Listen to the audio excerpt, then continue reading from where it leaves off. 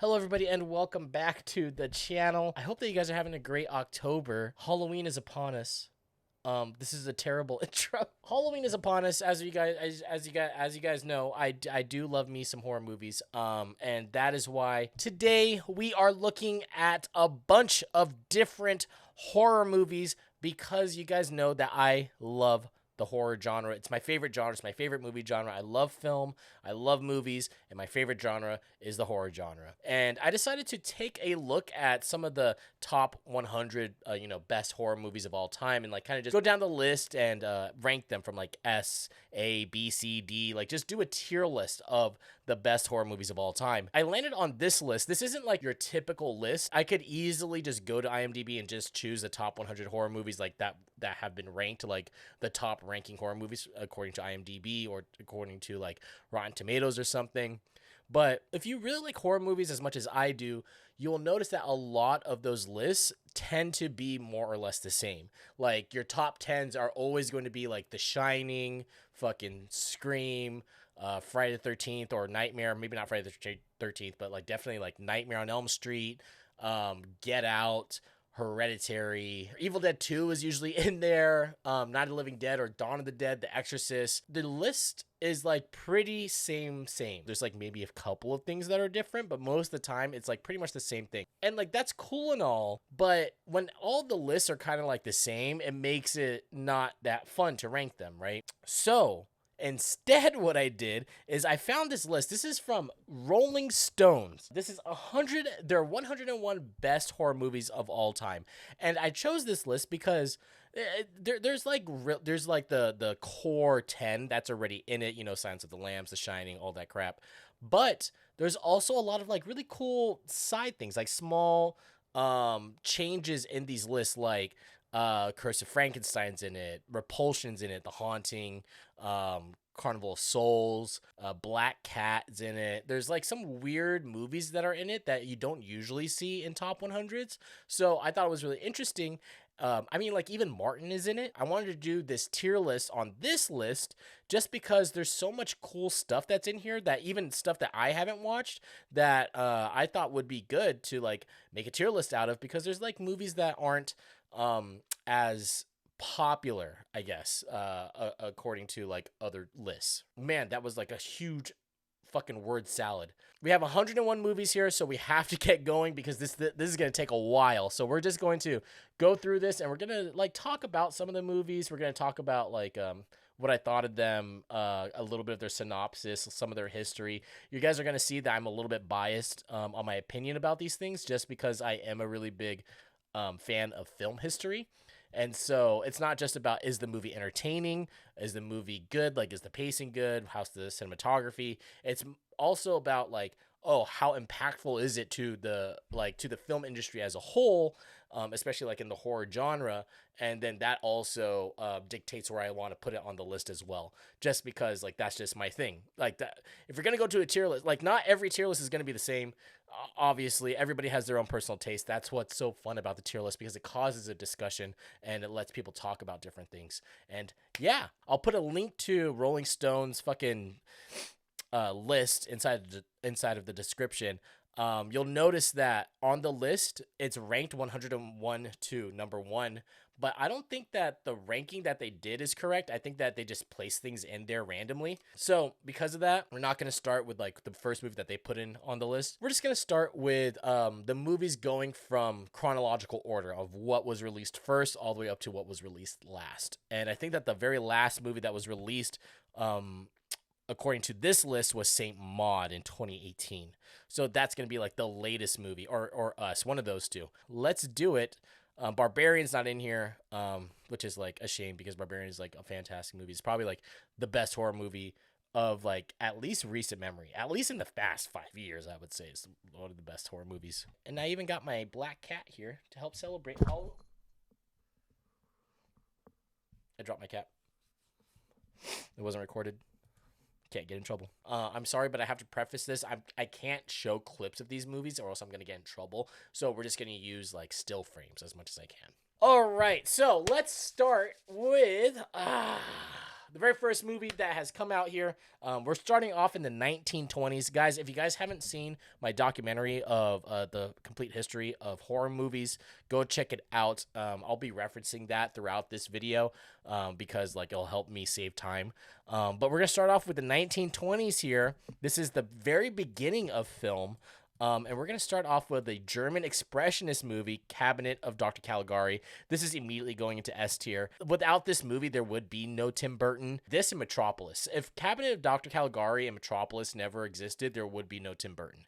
This is your German expressionism to its 10th degree. Like, this is what every Tim Burton movie is basically based off of. Beetlejuice is based off this. Like, this is a fantastic movie. Visually, it's stunning. It's a silent movie, though. We're talking about the 1920s. Because we're in the 1920s, there is no sound yet. Depending on where you watch this movie on, you're gonna see different dyes of the film. Maybe you might have seen it with a purplish tint. Maybe you might have seen it with like a greenish tint. I don't know what tint I saw this in. I've seen it like a couple of times. It's S tier. The actual movie in itself is pretty good. I know that there's a lot of reading that you have to do with it, but it's pretty fast. It's pretty quick. But besides that, the atmosphere is great. The set pieces are great. It's basically just an extension of Dracula. You'll notice in the horror genre, a lot of the movies, they kind of just like rip off the same thing. There's like 50 different versions of Dracula. And inside of this list, in fact, there's actually like 2 different versions of Dracula. This would be a 3rd version of Dracula, actually, a 4th version of Dracula. But yeah, it's just like the original Bram Stoker's story. But Cabinet of Dr. Caligari, it's kind of like an extension of that story. It's a great movie, highly recommended. S tier, 1920s. I think it was actually 1920 is when it came out, 1920. The next one that we're looking at is Haxan. I've never watched this movie before, but when I watched it, it's very interesting. This was in 22, I think. Let me see. I have the good old internet here to double check my yeah, 1922. But it's not really like your typical narrative movie. This is more of like a video essay. So I would say that this is probably the very first video essay ever made. I know that people on YouTube love their video essays. This is the very first one, which is nuts. Because it's like slight documentary, slight narrative. There's some vignettes in it. It's like almost an anthology. It's a little weird, but it's definitely interesting to watch. Like visually, I feel like this list could have done better with like just instead of Cabinet Dr. Caligari and Haxan, I don't even know if I'm pronouncing it right, but if they also added in something like Inferno, that would have been cool too, because Inferno's pretty cool. But I know that not a lot of people recognize that as like a feature film. It's like it talks about like witchcraft, it talks about like sorcery and stuff like that. So if you're into that, I kind of recommend it, but it's a silent movie. Still, we're in the 1920s, so it's all about atmosphere. That's all these movies are about. I would actually put this in A tier. I'm not a big fan of silent movies. I don't know why, but like they just bore me so much. But I try to get through them as much as I can because I know that they're important to the history of film, but I can only watch so much. Actually, you know what? I might just put this in B tier. The more I think about this movie and the more that I don't remember much about the movie, the more I'm just going to bump it down a little bit. If the movie is something that just pops into my brain and I just remember it forever, boom, S tier, boom, A tier. If I'm just like, I kind of remember this movie, it didn't really leave a lasting impression on me, I'm just gonna fucking push it down. All right, next up we got Nosferatu. I think Nosferatu is 1922 as well. Let me check. Nosferatu is 1922. Wow. It's another German expressionism movie, a classic, absolute classic. This is a take on Dracula as well. I'm looking forward to Roger Eggers' version of it coming out in Christmas, just because I love the aesthetic of Nosferatu. I think that a lot of people that like vampires love the aesthetic of Nosferatu. If you liked What We Do in the Shadows, like the movie, I really appreciated Nosferatu in there. I thought that was pretty cool. But it's just like it's so eldritch and it's so gothic that that's why I like it. That's why I like the atmosphere of it. I'm putting this in S tier as well. I would put this ahead. No, I kind of put it behind Cabinet of Dr. Caligari just because it is basically just Dracula, but with a different character. Because it does the same thing. Like, he's transported into a new place.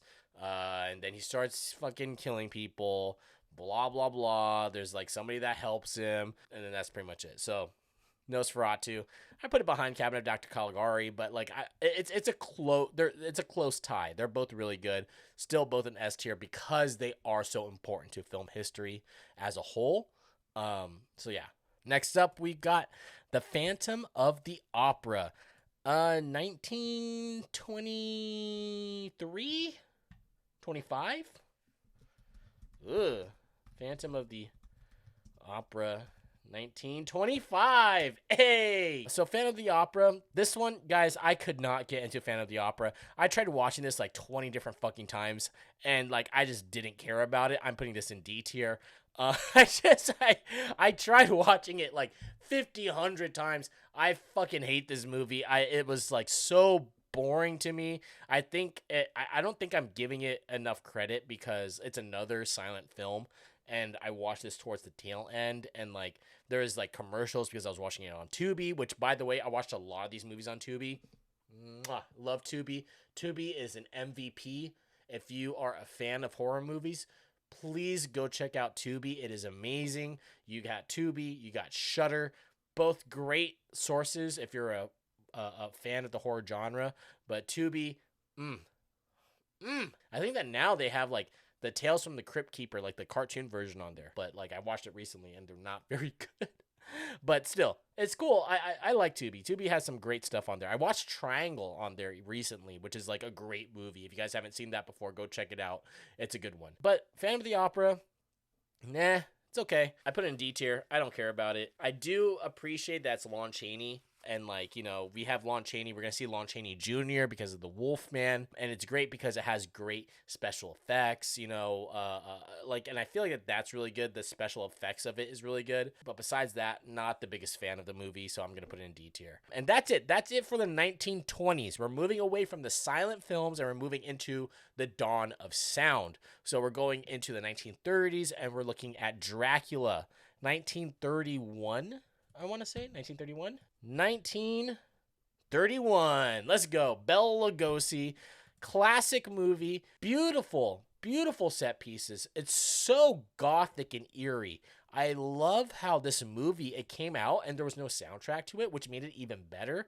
So like you can watch it without a score and you can watch it with a score, and they use just like Swan Lake as mostly the score. But like besides that, like watching it without a score is great. I think it's insane that they made this movie a second time in Spanish with different actors. I still think that that's hilarious that they did that. I don't know why they thought that would be a good idea.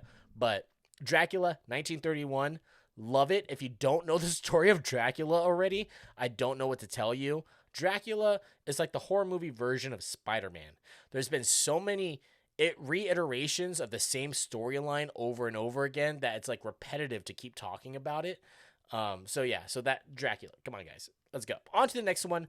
We got Frankenstein. Frankenstein, oh my god, another S tier movie. These movies just slap just because of its atmosphere and their set designs. You don't see this anymore. Like these types of set designs, they're so gothic and just like cozy, I guess. Like it's very relaxing to look at. I don't know how else to explain it. Like it's like a comfort movie almost. They're all comfort movies to me. I love them. I think that they're great. Frankenstein, obviously, you know, guy takes a bunch of body parts, puts them together, makes a fucking coagulation of all these body parts, and then boom, boom, boom, lightning strikes, bam, here comes a monster. His name is His name isn't Frankenstein. It's Frankenstein's monster, and he fucking he's a kind-hearted soul, kills a child, blah blah blah. You know the deal. You know the spiel. Frankenstein. Classic movie. Go watch the full documentary or the documentary that I did. It covers them way more in detail, but love both of these movies. I would say I think I enjoy Frankenstein more than Dracula just because like I feel like that Frankenstein is super iconic. They're both iconic, honestly. It's a tie. It's a toss up. They're both good. I think like it depends on where I wake up in the morning, like where I roll out of bed on where I want to place them. Okay, next up, Dr. Jekyll and Mr. Hyde. I've actually never watched this movie before. I think this is 1933.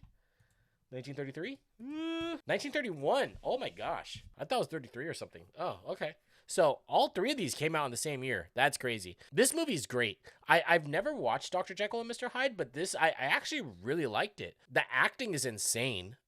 Whoever is the main actor, Frederick March, I think. This is the 1931 version. We're not talking about the one that was previous to this, like I think it was 1925. Absolutely beautiful. Has a great transformation sequence. And this is like, I feel like this movie is, it's like the first film showing of toxic masculinity. But yes, Dr. Jekyll and Mr. Hyde, great movie, great acting. Special effects are great. Mr. Hyde looks great, even though he just looks like a hairy dude. It's still great. Great use of POV. I wasn't expecting there to be such a good POV shot in this movie. I don't think that there's a better POV shot from the horror genre until we get to like Halloween in the 70s. So like it's pretty forward thinking. It's very bold the way that they filmed this movie. I think it's very interesting. I definitely gonna put this inside the S tier just because of that. Great acting, great special effects, or great makeup effects, and also just a great cinematography. Like, it's good. It's a good movie. Dr. Jekyll and Mr. Hyde. If you don't know what it is, like, this guy, Dr. Jekyll, he like makes a potion, turns him into a different person. That person is very toxic, and then he just ends up killing somebody. He's very toxic masculinity, kind of rapey, definitely an incel. So it takes like this great guy, drinks a potion, turns him into an incel. That's basically the storyline of Dr. Jekyll and Mr. Hyde. Boris Karloff coming in with The Mummy. This would be S tier, but like for some reason, I just wasn't feeling it. I don't know why. I wasn't liking it. I think because I'm such a big fan of the Brandon Fraser one that I watched this one. I'm just like, oh, I know that's like way different. And like the Brandon Fraser one is like just stupid action movie. But like, I love that one. Like, come on. Like, I love that movie. The Mummy with Brandon Fraser is so much fun. I'm just going to put it in A tier. I feel like it should be hot. It should be an S tier. Just because it is a monster classic. It's a universal monster classic. We're talking about like the golden age of horror movies. And I feel like I'm doing it a disservice by putting it in A tier, but fuck it. It's my tier list. We're putting The Mummy in A tier. All right, moving on. Vampire. I'm putting this in A tier. I'm putting this above The Mummy. This one is another gothic tale. It's pretty good. Again, cinematography is great. This one's weird because this is the dawn of sound, and there is sound in this movie, but a majority of this movie is silent because it's filmed in like 3 different languages. And so because of that, they just opted out of having a lot of dialogue and instead just made it more of a silent film, which makes it even more eerie. There's so many scenes in this movie that are so atmospheric, and it looks beautiful because it's shot in black and white, and there's like fog. There's like a scene where like this dude is being buried by like flour, and it looks so horrifying. It's definitely grim. It's a grim looking movie. It's very gothic. So highly recommended. I put it in A tier because of cinematography. It's ace. It's such a good movie. Go check it out. If you like silent movies, if you like black and white movies, if you like older movies, this is definitely up your alley. Freaks. I talked about this movie a lot in my horror documentary. Great movie. Literally, it was like people hated it. People despised it. It was banned because they were like, oh, it's just showing off people with disabilities, therefore it's bad. But it's really not. It's actually trying to show that people with disabilities and like physical deformities are actual people, and the people that don't have physical deformities are terrible because they make fun of people with disabilities. So it's actually a great movie, and it's very empowering towards people that have physical deformities. So love Freaks. Great movie, super misunderstood. It is very shocking to look at because it can be like kind of like, whoa. That's a lot to, look at for like actual deformities. There's conjoined twins in this. Apparently, like, I can't remember exactly what happened, but their bodies were found inside of like this hotel room, and one of the conjoined twins died, and the other one couldn't move because the body was so heavy. So they then died like days after, just attached to this dead fucking body.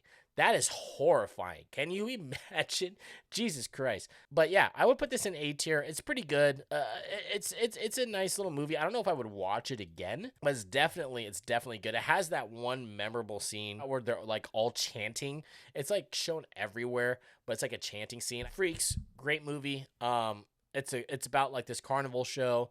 There's a chick there where that makes this little dude like fall in love with her, but she's just trying to like kill him so that way she can get money, and it's just like it's awful. It's an awful thing that she does, and then they get revenge on her, and that part's great. So yeah, great movie, highly recommend it. A tier, putting it right up there. I'm gonna say that this is I would put this above The Mummy as well, so we'll put that there. All right, still in the 30s, we're going to Island of Lost Souls. This one is a weird movie. This one's basically like this dude, he's like shipwrecked, and then during the war finds safe harbor on this boat, but the captain's like kind of an asshole. He gets in a fight with the captain, he gets tossed overboard, where he then goes onto another boat that takes him to a private island where they breed people there of like by fusing them with different animals. And then he meets this woman, and this woman is like part animal or something, and they want him to breed with her so in that way they can create like life on this planet, or not on this planet but on this island. Yeah, Island of Lost Souls. It's okay, it's whatever. I'd put it at like a B, probably. It's not the best movie in my opinion. It's interesting. There's not a lot of like cinematography where I'm like really cool. The best part about this movie is kind of just the makeup effects. I think that's what brings it up a notch. Especially for its time. This is before things like the Wolfman. So this is still like pre King Kong. So I think it's pretty good. I'd put it at like a B or a C. It's not like super memorable, but it is something that you could watch. Like if I found this in like a Walmart $5 bin, where it was in there with a bunch of different movies, like 50 movies, on like a DVD, and this was one of the movies, then I'd watch it there, but I wouldn't like readily seek this out. All right, King Kong, S tier. Like, come on, guys. If this is S tier, a lot of people are like, "Oh, is King Kong even a horror movie?" Like nowadays, with like with Peter Jackson's version of King Kong, is definitely more action drama. Back in the day, this is the dude that he's like he literally grabs people and eats them, tosses people out buildings, crushes them. Yeah, I would say that this is a horror movie. This is definitely S tier. This movie is so ahead of its fucking time. This is 1933, I believe. You got rear projection, you got stop motion, you've got compositing, puppeteering. There's so much going on in this fucking movie. It's like a testament of science fiction. I like to live by this mantra where and like I believe this 100%. There are three genres that constantly push the envelope of technology, storytelling, and distribution, and that is through science fiction, horror, and pornography. Those three things constantly push those aspects to like their peak potential. That's why King Kong is such a great testament of time. It's both horror and science fiction. Same thing with Frankenstein. There's so much going on in these movies, and they're so ahead of their time. It's insane. The only problem is that science fiction is so fucking expensive to film, whereas horror can be a lot cheaper. You know, with a horror movie, you're like, okay, let's just get some slasher dude. Let's get some dude chasing this woman around. Maybe she'll show her titty, throw in some blood. Boom, there we go. Cash grab. Like I made a movie. I mean, like, look at Terrifier. Look at Terrifier 2 and Terrifier 3. Like, come on, guys. Like, you know, they already made, like, so much fucking money in the box office. It's crazy. Oh, science fiction. Well, we need CGI. We need a set piece. We need good actors. We need a good story. We need believable props. All this stuff goes into science fiction, which makes it significantly harder to make. But they both dive into the same thing where, like, you know, you have to like cut corners. You have to be very imaginative of what you're trying to do. And yeah, King Kong, Great testament. All right, next up we got Black Cat. I don't even remember what the fuck this movie's about. And because I don't, I'm gonna put this in C tier. The only reason why I put it in C tier is because Bela Lugosi and Boris Karloff are both in this movie, so like I feel like it needs to be in C tier at the very least, because both of them being together in the same movie, you don't see that. So Black Cat, boom. I think this is the last movie of the 1930s. This might be 35. Bride of Frankenstein, 1935. Dude, I'm on a roll. Bride of Frankenstein. This is an A tier movie to me. A lot of people like this movie. A lot of people in drag culture like this movie because the Bride of Frankenstein is such an iconic figure. It's also homoerotic, especially when Frankenstein's monster meets the dude that's blind. It becomes like a little bit homoerotic, and then also like the Bride of Frankenstein isn't interested in the monster at all. It's definitely good. You would think that a movie called The Bride of Frankenstein, there would be more of the bride inside this movie, but she's literally only there for like the last 5 minutes of the movie. Everything else is just like building up to, I've found how to create life as well. And with like this other dude. Apparently, Frankenstein and the monster both survived the first movie. Frankenstein's monster is being chased off and stuff like that. It drags on for a pretty long time until it gets to the bride, when you finally see the bride. But the scene where he's like hanging out with the dude that's blind, pretty good. That's like a great scene. I love that scene. They're like smoking together, they're drinking wine, they're eating. It's great. I love it. Still think that it's worth the watch. I still think that's good. I'm gonna still put it at A tier just because like it's still a good movie. I just wish that there was more of the bride in it. But besides that, good movie. All right, The Wolfman, Lon Chaney Jr. This is 1941. We're putting this bad boy up into S tier. Again, atmosphere is insane. Bela Lugosi's also in it, so you have Lon Chaney Jr. plus Bela Lugosi inside of it, so that's pretty cool. The atmosphere is great. All the fog is fantastic. The transformation is great.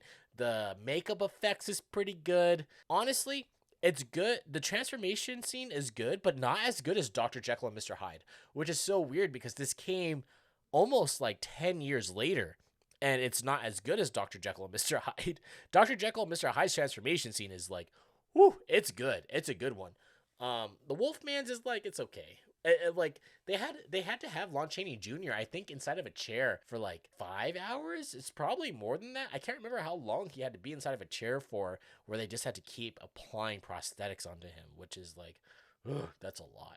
Definitely behind all these other movies. It's good and it's a classic because it's a Universal monster classic. But I don't think it's as good as these. Next up we got Cat People. Fucking A tier.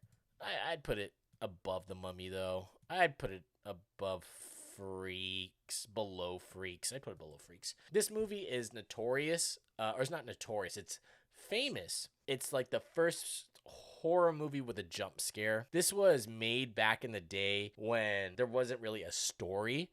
They were just given titles. They're just like studios were just putting out titles and just being like, all right, make a movie revolving around this title.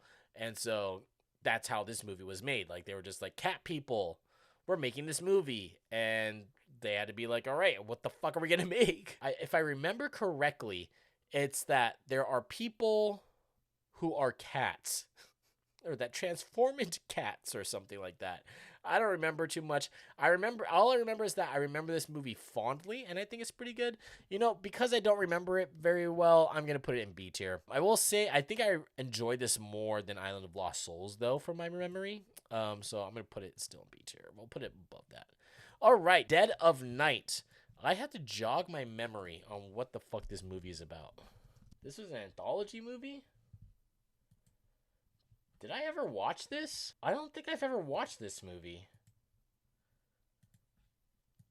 Fuck. We are in the 50s now. Wolfman was the only movie that was in the 40s because at that point, horror movies started taking a decline, especially Universal. Universal horror films were on the decline at that point. So the 40s there wasn't a lot. Godzilla, 1954, Age of the Atom. This is going to be S tier for me. I'd put this above The Wolfman.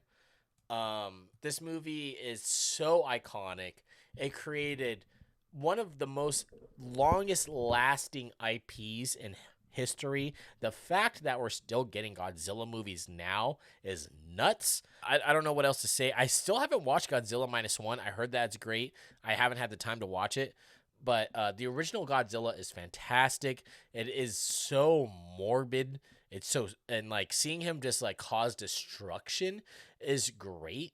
The scenes that he's in, like it looks so horrifying watching this giant monster just like crush these buildings in black and white. It is beautiful, beautifully shot. Yeah, definitely an S tier movie for me. House of Wax, Vincent Price. This movie is apparently the very first colored 3D movie. The first 3D movie that is colored and had like stereo sound or something. Especially from like a major studio. So, pretty cool that this was the first one. House of Wax, it's a pretty good movie. I wouldn't put it in S tier. I definitely put it in like, I would say C tier or maybe B tier, honestly. I actually, you know what? I like this more than Haxan. So I would say House of Wax is pretty good. It's Vincent Price. There's a lot of movies in here that has Vincent Price in it. House of Wax is great. I think this is 55. House of Wax, 1953. Oof. I'm losing it on the 50s. I'm to be fair, like I don't like the 50. I don't like 50s movies that much. Yeah, it's great. Basically this guy's wax museum burns down because they want to collect insurance, and then he's like, "Oh man, I need to rebuild my wax figurines." Well, you know what? Now I'm pissed because I'm disfigured. So guess what? I'm going to kill people, and then I'm going to embody them in wax and then put them on display. And so that's basically what he does. Because he becomes obsessed with like trying to make reality out of wax. So pretty good. Vincent Price does a pretty good performance, and yeah, put it at B tier. Pretty good. It's a good one. I didn't know that it was 3D until like the specific scene where this guy's like using a ping pong battle, and the ping pong is like going straight to the screen, and then he just breaks the fourth wall, and he's just like, "Hey, looks like that somebody's eating popcorn over there. I'm not aiming at you. I'm aiming at the person next to you." And I'm like, okay, this movie must be in 3D. I think it's cool that it's the first one. So, Creature from the Black Lagoon. I put this one in S tier. This is 50. I want to say 54. Is 1954. Hell yeah. I love this movie. I'm going to put this above Godzilla, below Dr. Jekyll and Mr. Hyde. I love this movie just because the costume is great. I love the story. Guillermo del Toro puts it beautifully that, like, you know, it looks scary, like seeing this monster swimming with this beautiful woman. And everyone's just like, "Oh, look how terrifying it is, how she doesn't know that there's this monster underneath her." But Guillermo del Toro like spins it, and this is what makes him like want to do The Shape of Water, where he's like, "Oh, but it's actually beautiful because it's this creature that sees this beautiful woman and wants to love her, care about her, and cares about her, but they're in two different sides of life, and that's beautiful." And I'm like, holy shit, Guillermo del Toro, where did you become such a poet? That's beautiful. But yeah, I love this movie. What's really actually interesting about this movie is that the costume, or the design of the costume, was created by this person named Maleficent Patrick, I think was her name. Or Millicent, I can't remember. Maleficent Patrick. There's an entire book about it. She was an artist that was part of Disney, and then she moved over to Universal and started doing special effects and makeup. And she designed the face of the Creature from the Black Lagoon. And because of that, they started shipping her around. Not shipping her around, but like putting her on tour. And the tour was called like The Beauty and the Beast, because she was a rare, very beautiful woman. That made the makeup and like the costume, basically, or the design for the Creature from the Black Lagoon. And so they had her on tour in order to like promote the movie. But the person that was in charge of special effects, because they wouldn't put like makeup effects by a different person, they would all be underneath one person. And because he thought that she was kind of like barging onto her territory, he brought it up to Universal and was like, "I fucking hate this, blah, blah, blah, blah, blah." And so by the time that she was done with her tour, she came back and they fired her. And so, which is very sad. But technically, she was the very first female makeup artist in film history. So Maleficent Patrick, go look her up. I think that there's a book about it. Millicent Patrick. It's Millicent Patrick, not Maleficent.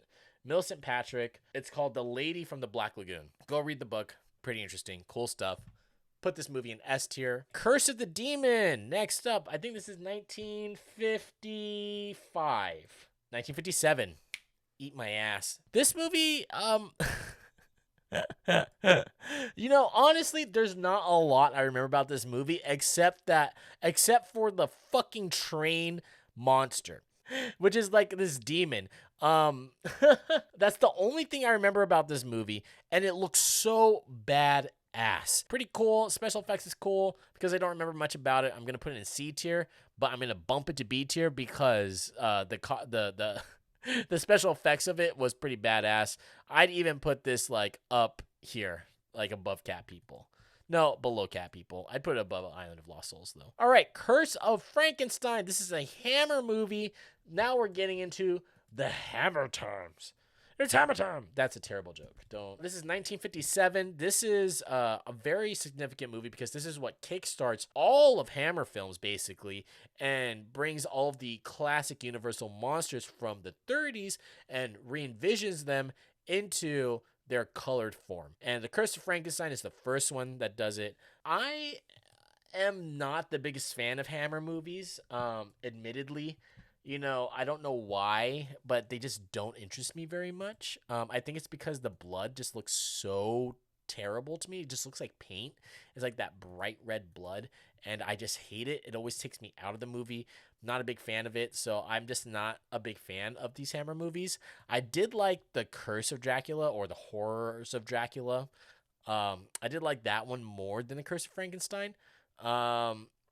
So I'm gonna put that above Curse of Frankenstein. I don't remember much about the movies. I just don't.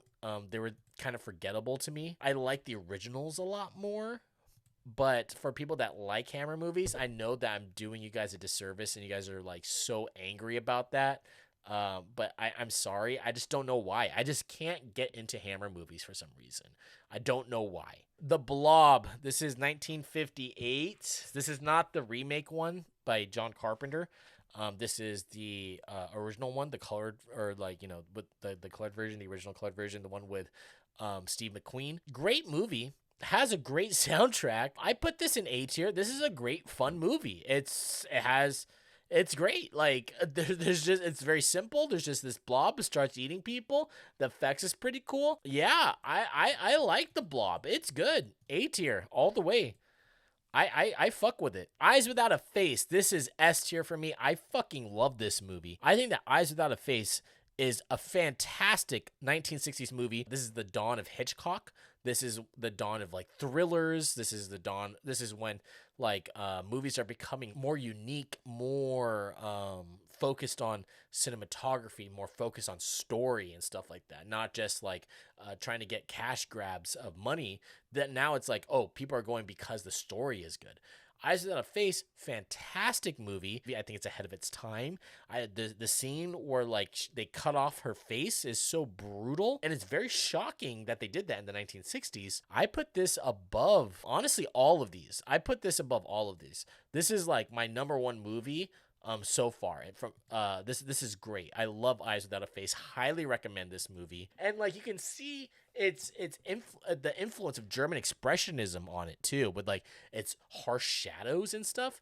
It's really cool. The 60s is when you start to see all the influences from the 30s and stuff and the 40s, like all the times before then, and all that influence start bleeding into the movies. And I feel like that's when movies start to transcend, when it starts becoming more of an art form, because now it's taking all these other ideas and like these early ideas and shaping them and forming them into something that creates something new. These are like the movies I start liking the more of, like, you know, the 60s, the 70s, the 80s, 90s, and so on. The other movies that we've been talking about, these are great fundamental movies that are like the foundation, the building blocks to make the movies that we're going to start talking about become more impressive and like more, you can understand them more. This woman gets into a car accident and then her face becomes disfigured, so she has to constantly put on this mask that has no facial expressions on it, which is boom, Halloween, right?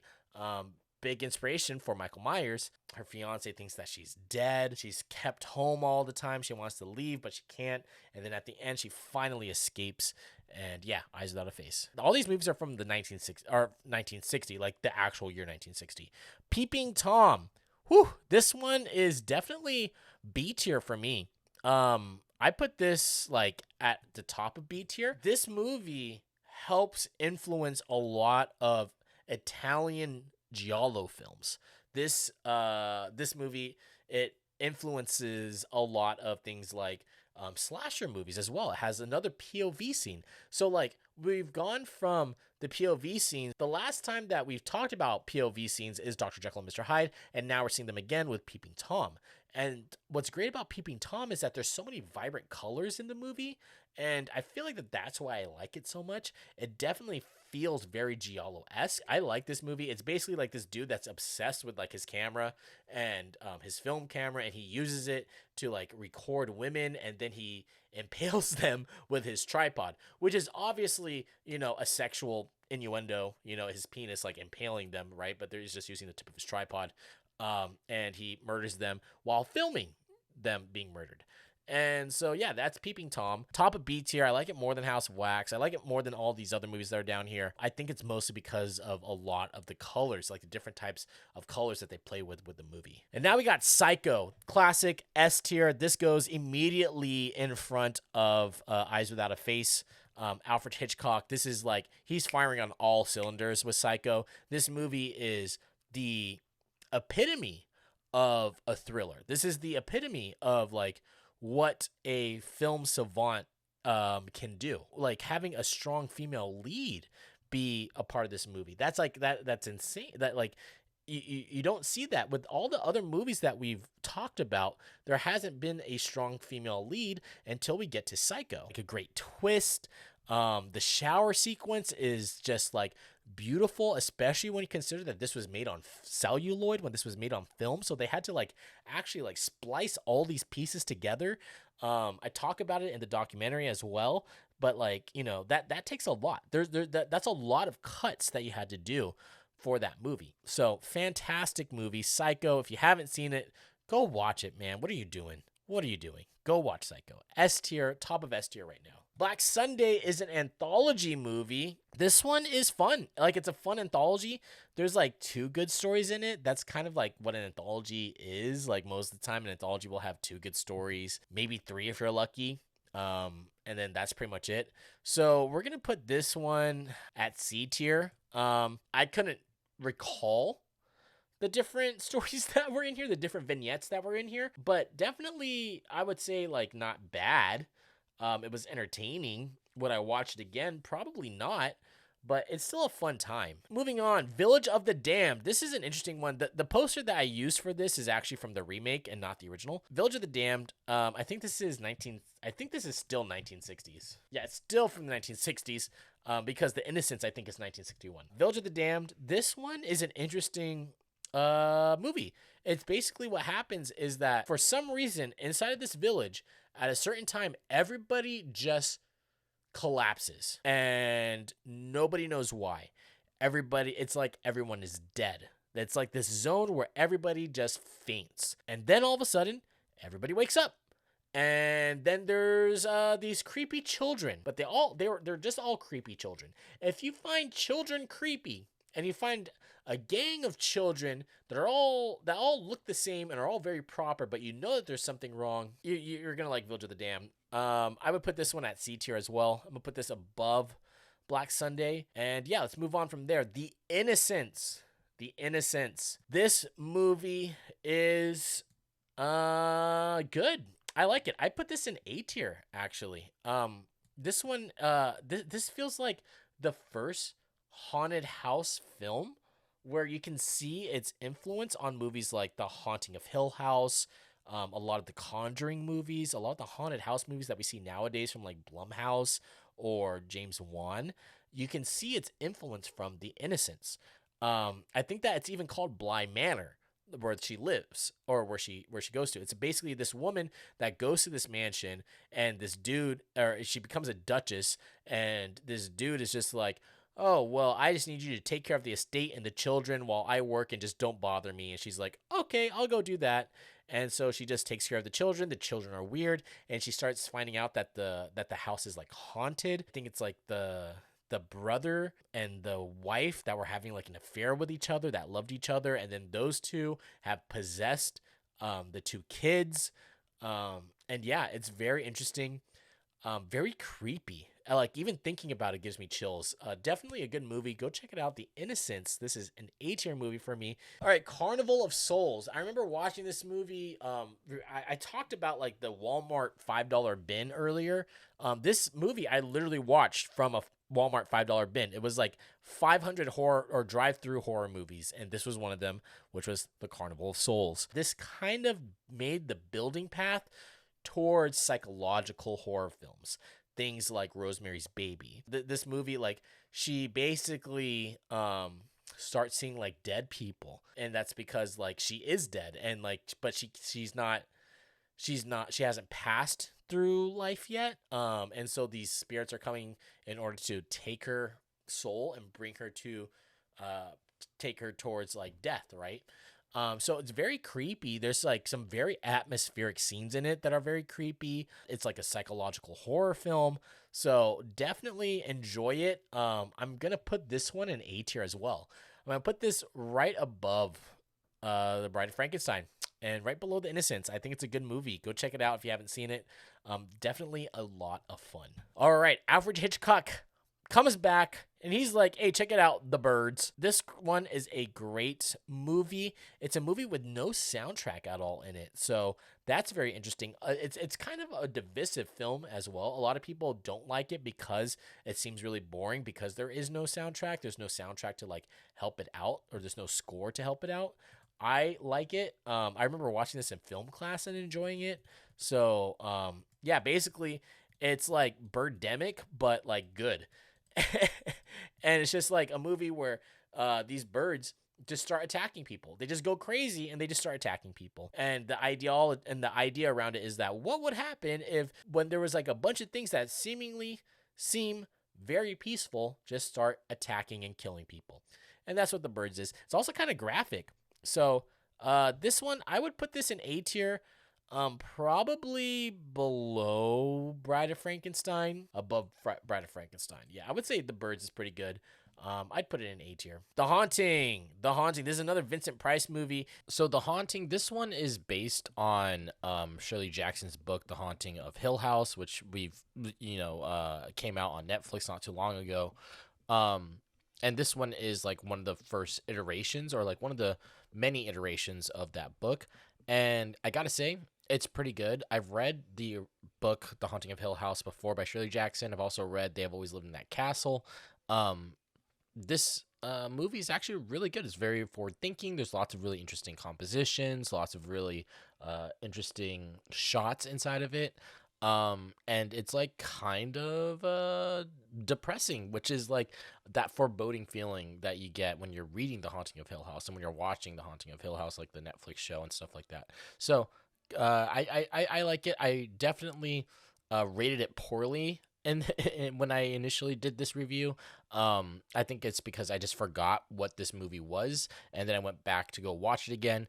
Fantastic movie. I would change my rating of this from whatever it's at, all the way up to like an A or S tier movie. All right, Kawaiden. This is an anthology movie, Japanese anthology movie. This movie is fucking gorgeous. I love this movie. This is an S tier movie for me. Cinematography on point. The stories in it are creepy. It's very interesting. Definitely my favorite one is the one with is the signature movie that you'll see like the cover of, with like this dude with like a bunch of dots on his face, or like a bunch of words written on his face. That part is fantastic. It's so eerie and creepy and beautiful. It is like a Japanese gothic tale.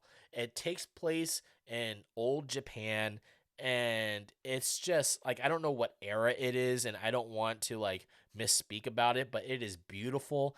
Fucking love this movie. Go watch it if you haven't seen it. It is definitely long. It almost hits the 3 hour mark. It's definitely over 2 hours long. Fantastic movie. Love Kawhi. I would put this honestly above Eyes Without a Face, below Psycho. If it was shorter, I'd probably put it higher, but yeah, love this movie. So we're still in the 60s here. This is 64, and now we're getting into the Giallo films. Giallo is, and like you'll see more of it in the 70s. I think this one is by Mario Bava. This is Blood and Black Lace. And Giallo is basically like Italian thrillers. And they're just very gory and graphic. And they're like Italian thriller fucking murder movies, and they're fantastic. They're exploitive. And like they're just great. Blood and Black Lace has an amazing opening sequence. It's beautiful. I love the opening sequence of Blood and Black Lace. Basically just there's just a mystery killer and they're trying to figure out who it is. That's how every Giallo film is basically that. Is just there's a mystery killer, they need to find out who it is, and he graphically kills people. Yeah, I would put this in like A tier. Now, this is Mario Bava, my favorite Giallo director. Definitely going to be Dario Argento, and we're going to see more of his movies. We're going to see, we have Bird of the Crystal Plumage coming up soon, and Deep Red as well. Blood and Black Lace, fantastic movie. It's definitely like brain rotty though. It's not like the best movie, but it's a Giallo movie. I would put this in B tier, honestly. I would put it below Peeping Tom, below House of Wax, above Huxon. Yeah, Blood and Black Lace, pretty good. Could be better, but it's Mario Bava. Mask of the Red Death. We got another Vincent Price movie here. This one is okay. It's based off of the Edgar Allan Poe book, or the story. Basically, it's just like this village gets succumbed by this sickness called the Red Death, where their faces just turn red because a disease starts bleeding. And then this guy, I forgot what his name is. He rules this kingdom, and he lives in this castle, and he brings all the rich people there, and he's like, I'll give you guys safe haven. And he's like a saint, and he like praises Satan and stuff. And then eventually, yeah, that's pretty much it. I don't want to spoil the rest of it. I'd put this in a C tier. I'd put it below Black Cat. You know what? I'm going to put it in D tier. I feel like this movie was kind of a waste of time for me. I didn't really care for it. Yeah, D tier. All right, moving on. Repulsion. This one is going to the F tier. I fucking hate this fucking movie. I hate Repulsion. This movie fucking sucks ass. It's so slow. Oh my God. I hate that I had to watch this. But the thing is that like it's important because it's by Roman Polanski. That's what it is. It was made by Roman Polanski. And we're gonna see another Roman Polanski movie come up here, and it's definitely something that is a a psychological horror film. It's like the early beginnings of a psychological horror film. Did not like it. I had to try to watch it like 3 or 4 different times, and each time I just didn't care. I don't even think I finished it. That's how much I didn't care for it. This was 1965. It's also in black and white. Not the biggest fan of it. Don't really care for it. Repulsion. This girl, she thinks that everybody's out to like kill her or something. She can't live on her own. She lives with her sister, and then yeah, that's pretty much it. That's Repulsion. The Devil Rides Out. This is like a satanic cult movie. It's pretty interesting. There's some funny parts in it. I put it in a C tier. It's nothing like super memorable to me. Put it above Black Cat, I guess. Rosemary's Baby. Rosemary's Baby is a fantastic movie. This is art. This is Roman Polanski's like fucking what was it called? Magnum opus. This is great. Rosemary's Baby is fantastic. Soundtrack is great. You know the soundtrack was like la da da da. It's very creepy. Basically, it's this woman that moves into this building, and the building's ran by this cult that worships Satan, and then her husband basically makes a deal with the devil and has the devil impregnate her. So then that way he can become famous, that whole spiel. Basically, it's like, if you guys have seen Late Night with the Devil, that's pretty much Rosemary's Baby, but just like a different spin on it, honestly. But yeah, Rosemary's Baby, pretty good. I'd put this one below Frankenstein, I would say. It's still a good movie. Roman Polanski did a great job. It's a great movie. Good job. Night of the Living Dead. This is 1968, I believe. So we're at the end of the 60s and we're going to start moving into exploitation. Great movie. This is S tier. This is a fantastic movie. Strong African American lead. This is like the first one of the first movies where it's a strong African American lead. And I know that like George Romero was like, "Oh, we weren't trying to hire a black actor." But like the significance of just having that happen, even though he was the best actor for the job and it wasn't about like his skin tone, I get that. But because he was a black actor and because this movie did so well and because everybody else was like white in the movie and he's just like beating up all these fucking white people, it became a very powerful a movie for like in film because of that. And it happened by happenstance is what I would say. Like it wasn't its intention to be like that, but the final product of it made it so much more like because it was like that, it made it so much more impressive, made it so much more impactful. And I feel like that if you took Night of the Living Dead, and I'm being honest here, I feel like that if you took Night of the Living Dead and you took out the main actor that was black and you replaced it with a white person, it wouldn't have the same impact. And because it does have a black person in it as the main lead, it makes it even better. And that's what makes it ascend even more. But yeah, Night of the Living Dead, fantastic movie for its time. It's in black and white. It looks beautiful. It's so sad. Like the scene where the little kid kills her parents with a trowel. Oh my God. It's so good. I love this movie. Even the remake is good, honestly. But yeah, Night of the Living Dead, 100% recommend it. I put this above. Whew. Now we're getting to like stuff that like I really like here. I put this above Cabin of Dr. Caligari. Night of the Living Dead is fantastic. It's a fantastic movie. Now we're in the 70s. Bird of the Crystal Plumage. I believe this is 1970. Exactly. Another Giallo movie. This is an A tier movie to me. Definitely pushes into S tier territory. Just because I love Giallo. And like Dario Argento's like his direction is so good and like his set pieces are so good. The opening scene for the Bird of the Crystal Plumage is beautiful, absolutely beautiful. Just seeing that white fucking room and like the main character can't do anything but just like watch this person be murdered, and it's just like, and he's just trapped in there. Beautiful scene, absolutely beautiful scene. Love the Bird of the Crystal Plumage. Highly recommend it as like an intro to Giallo films. Yeah, it's great. I love it. It's a great movie. A tier. It's a Giallo, so it's just a murder mystery. The Abominable Dr. Phibes, or Fibs? Phibes. I think the movie calls him Phibes. This is basically Saw. Like, this is like the beginnings of Saw. This is a great movie. It's so graphic, honestly. This dude, he wants to get revenge on these people because they like did the surgery on his wife or something and they killed her, and so he wants revenge, and he's like, 9 people must die because 9 people killed you or something like that. It's funny and it's good. Like it's like a horror comedy. Yeah, it's a dark comedy. Okay, I was right. Okay, it's a dark comedy. There's like this scene where this dude gets impaled by like a golden statue unicorn, and they have to take his body out. And like you just see in the background, like his legs just like twirling like this because they have to like unscrew his body. Definitely very funny. Highly recommend this. There's also a sequel to it, and it has like the beginnings of like the Saw. If you enjoy the Saw series, you're going to at least appreciate the Abominable Dr. Phibes, because this like has uh definitely has influence on that series. 100%. I put this at A tier.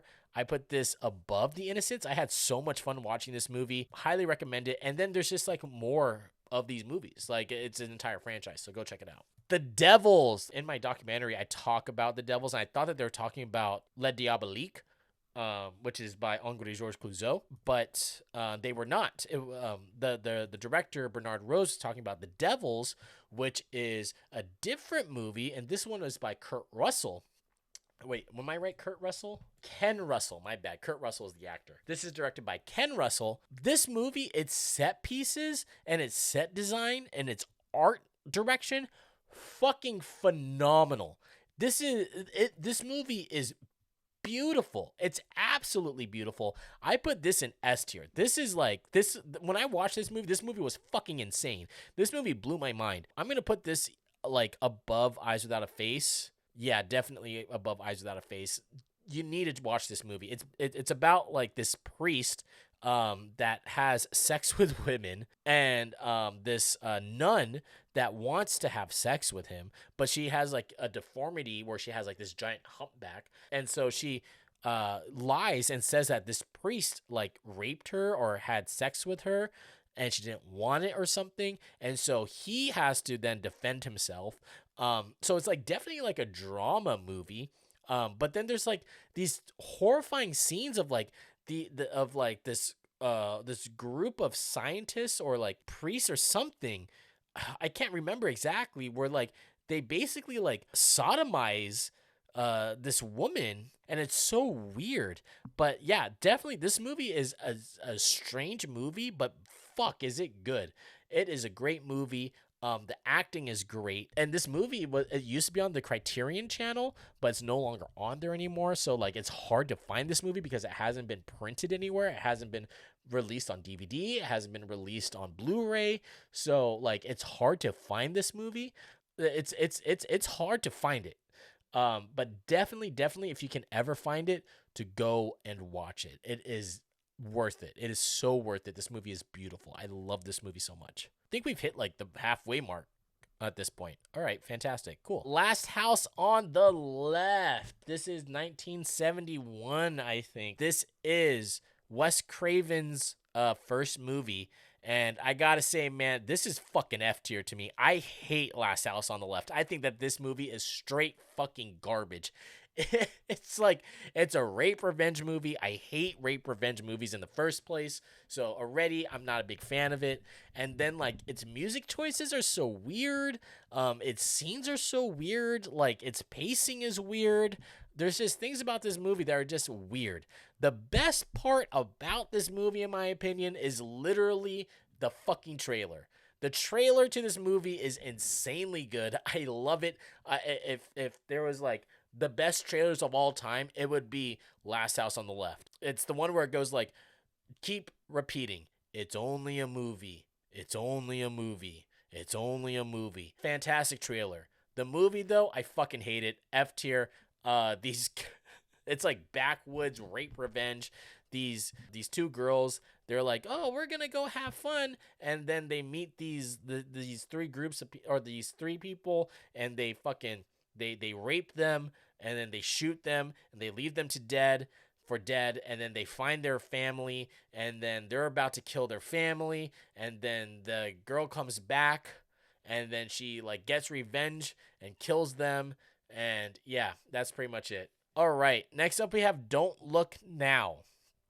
I'm going to put this one in F tier as well. I just could not get into it. I don't know why. It has Donald Sutherland in it. To be fair, maybe I just wasn't feeling it at the time. I might put it in D tier. It's just like it wasn't hitting for me. I was so confused throughout the movie.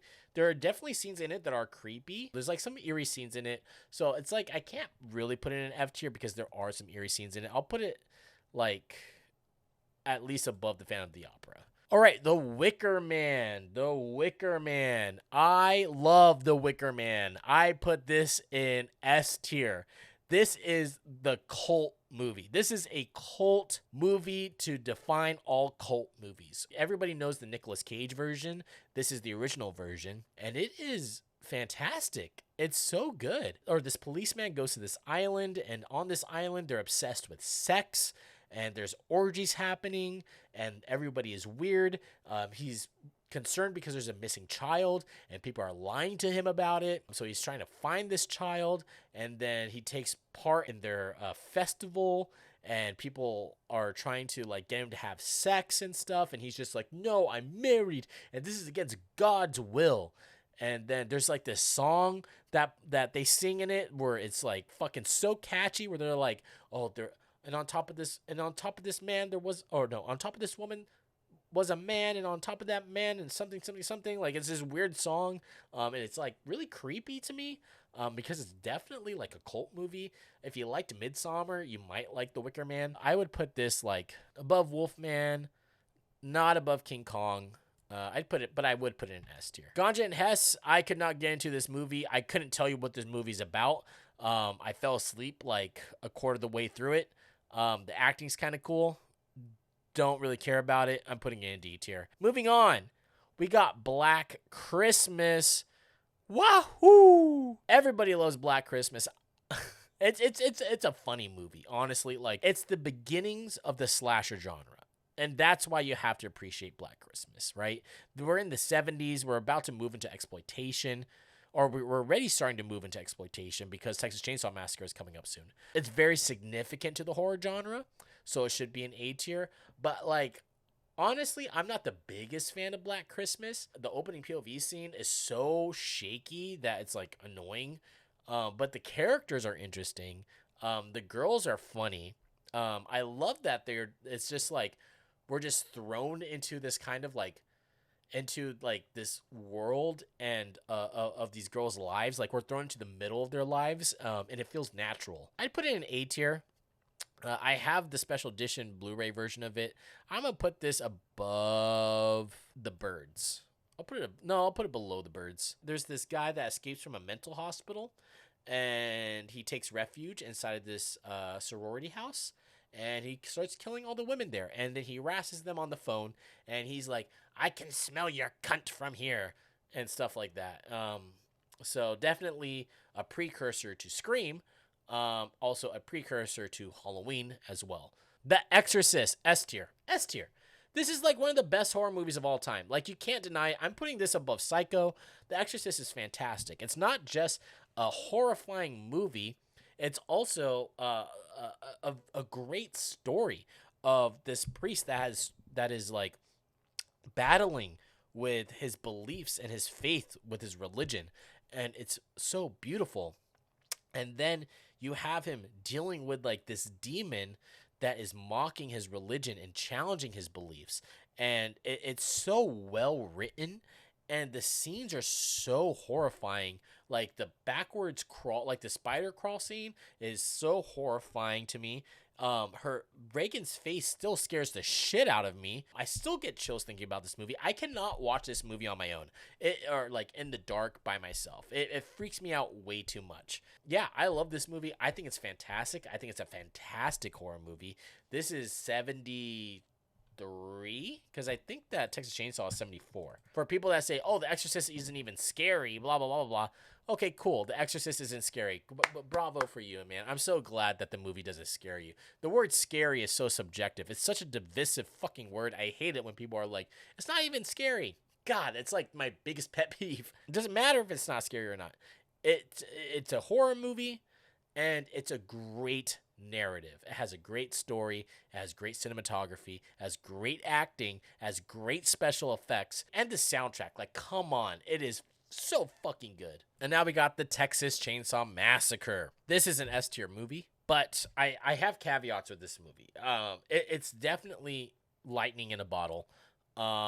Everything about this movie is fantastic. Just seeing Leatherface, when you first see him, when he fucking opens up the door and he has like this fucking backwoods yells like, and then he slams his meat hammer onto the guy's head, and then he just collapses and he's just like fucking twitching on the floor. Holy shit. When I first saw that when I was young, holy crap, that gave me nightmares. Love the Texas Chainsaw Massacre. You look at this movie and it feels like dirty, and it feels gross, and it feels like you're not supposed to see it. And I think that Mark Borchardt, whatever, says it best in American Movie, where the Texas Chainsaw Massacre, it feels real and it feels alive, unlike a Hollywood film. And it looks like one of those those Super 8 student films that you weren't supposed to see. And that's what makes it so good. That's what makes it so authentic, and that's what adds to its aesthetic, is that it's so unprofessionally made, but it feels so real and so like alive. I would put this above The Wicker Man. Not above King Kong, but definitely a good one. Texas Chainsaw Massacre is fantastic. Now we've got Jaws, another S tier movie. I swear, people that say that Jaws isn't a horror movie, kiss my left testicle, all right? You've got a fucking shark that literally rips people apart. The opening scene is of this chick that goes skinny dipping in the water, gets bitten by this shark, and is tossed back and forth until she dies. How can you tell me that that's not a horrifying part of a movie? Like, that is horrifying. That's a scary movie. I was so afraid of the water when I first saw Jaws. Oh my God. And then obviously everybody knows that, like, that girl that was being slung back and forth was fucking, she actually dislocated her leg, and that's why she was screaming so much. But yeah, and then like at the end, this dude, he eats this guy in half and just like fucking is thrashing him back and forth, and then like blood is going everywhere. Like, come on, guys. This is definitely not just a thriller. This is a horror movie. It's a horror movie. It's a monster killing people. It's an oversized shark killing people. Yeah, Jaws. Fantastic movie. If you haven't watched it yet, I don't know what the fuck you're thinking. This is Steven Spielberg at like one of his best. He's like getting to his prime right here. If he's already in his prime at this point. This is below Psycho for me, just slightly below it. But Jaws, fantastic movie. Deep Red, Dario Argento. This movie has one of the best soundtracks of a giallo film. I actually really, really like this movie. I would put this one in A tier as well, above Bird of the Crystal Plumage. I think that this might be one of Dario Argento's best giallo films. This one and Opera, I think, are fantastic, but Deep Red is probably my favorite giallo film. The kills are interesting, and the story's interesting, and it's not just centered around the kills, and the soundtrack is great. Deep Red, this guy sees this woman get murdered, and then he's trying to figure out who did the murdering, and yeah, that's pretty much it. Giallo. Carrie. So Carrie is one of those monstrous menstruation movies where it's a coming of age film for a female when she starts getting her period. Like, that's how the movie starts. Plug it up, fucking plug up your vagina because your vagina is bleeding, right? And yeah, that's how Carrie starts. She starts going into her puberty. She starts becoming a woman. She starts bleeding because she gets her first period. She's confused, and that's when her powers start becoming more and more powerful. And that's like when you become a woman, you start becoming this more terrifying person because you have like these different hormones. You have to carry a child, all these different things, like, yeah, and then but you're also powerful and stuff like that. So like, Carrie is a great movie in that sense. This is when Stephen King starts becoming just like a rock star in the horror genre. But yeah, Carrie, fantastic movie. I'm going to put this in A tier. This is top of A tier. And then also has I think it has John Travolta in it. This girl, she starts getting her period, and then she starts getting all these psychic powers, and then gets tricked into thinking that she's going to the prom with this guy, and like she's gonna have a great time, but it's all just a joke. And then they pour pig's blood on her, that whole classic story. Then she flips out and she kills everybody at the prom. This next movie, God Told Me To. I couldn't tell you what this movie is about. I'm putting it in F tier. It was garbage. It was awful. I'm pissed that I fucking watched this movie. It's a waste of time, and I wish I got my time back from it. I think it's like about like this shooter that starts shooting people because he said that God told him to or something like that. I don't fucking know. I'm not. F tier movie. Suspiria, Dario Argento. This is an S tier film for me. It doesn't make any lick of sense. I don't care who you are. You can try to tell me that it makes sense, and at the same point, and like, I'll just think that you're one of those people that tries to make sense out of the fucking movie Donnie Darko. That doesn't make any fucking sense. So Suspiria, is a great movie. Dario Argento. This is not a giallo movie. This is a straight up horror movie. This is about witchcraft, which is not giallo at all. It's about this ballet, or this girl goes into like this ballet school, and at the ballet school, it's ran by like these witches. It's like a trilogy. You have Mother Suspiria, Mother Tenebrae, and then Mother of Tears. I think that Tenebrae is a better version of Suspiria in my opinion, but Suspiria is also great. It has great lighting. You'll see like The color schemes from Dario Argento are beautiful in Suspiria. The set pieces are beautiful in Suspiria. The acting is garbage, which is like run of the course, I guess, with Dario Argento movies. Suspiria is like an aesthetic more than anything. It's like an idea that is executed kind of poorly. The story doesn't make any sense, but it's beautifully made. It looks gorgeous. It's like a very beautiful horror movie. And I think that the Suspiria remake is actually pretty good because it actually makes fucking sense. But the Suspiria remake isn't as memorable as the original Suspiria. So this is definitely going into S tier. And because of its style and its aesthetic, I'm putting this just above Cabinet of Dr. Caligari. Now we've got Martin. George Romero makes Night of the Living Dead, and then he's like, all right, I'm gonna make Martin. This is like a vampire movie, I guess. Like, I don't really know if he's like an actual vampire, but like he just goes up to people, he drugs them, and then he slits their wrists, and then he drinks their blood. But I don't know if he's an actual vampire or not, or just believes that he is because he's told that he is from his relatives. But yeah, I actually like this movie a lot. I think that it has the same type of bad vibes that Maniac has. So like it just feels gritty and it feels gross. It's definitely has to do with like sexual repression. I would put this at a solid A tier. Maybe B, actually. I'm gonna put this at B tier. I'm gonna put it below Peeping Tom. I'm gonna put it above Blood and Black Lace, though. Martin's pretty good, but it's not like super good. And now we've got Halloween, S tier. Like, it's S tier. I'm not even gonna explain the story. If you guys don't know the story of Halloween, what the fuck are you guys even doing? Like, come on, guys. This is a feel-good movie for me. I love Halloween. Halloween and Halloween 2, they're just fantastic. I would put this above Suspiria, above Night of the Living Dead, above Eyes Without a Face. Halloween is like the perfect Halloween movie. You should always watch on Halloween. It is fantastic. Good job, John Carpenter, making such a classic movie. And this is where we see the POV scene coming back, and it's like perfected in Halloween. Dawn of the Dead, another S tier movie for me. We're moving into the 80s, and this is where everybody loves the 80s of horror movies. I know that a lot of film critics consider the 1930s to be the golden age for horror films.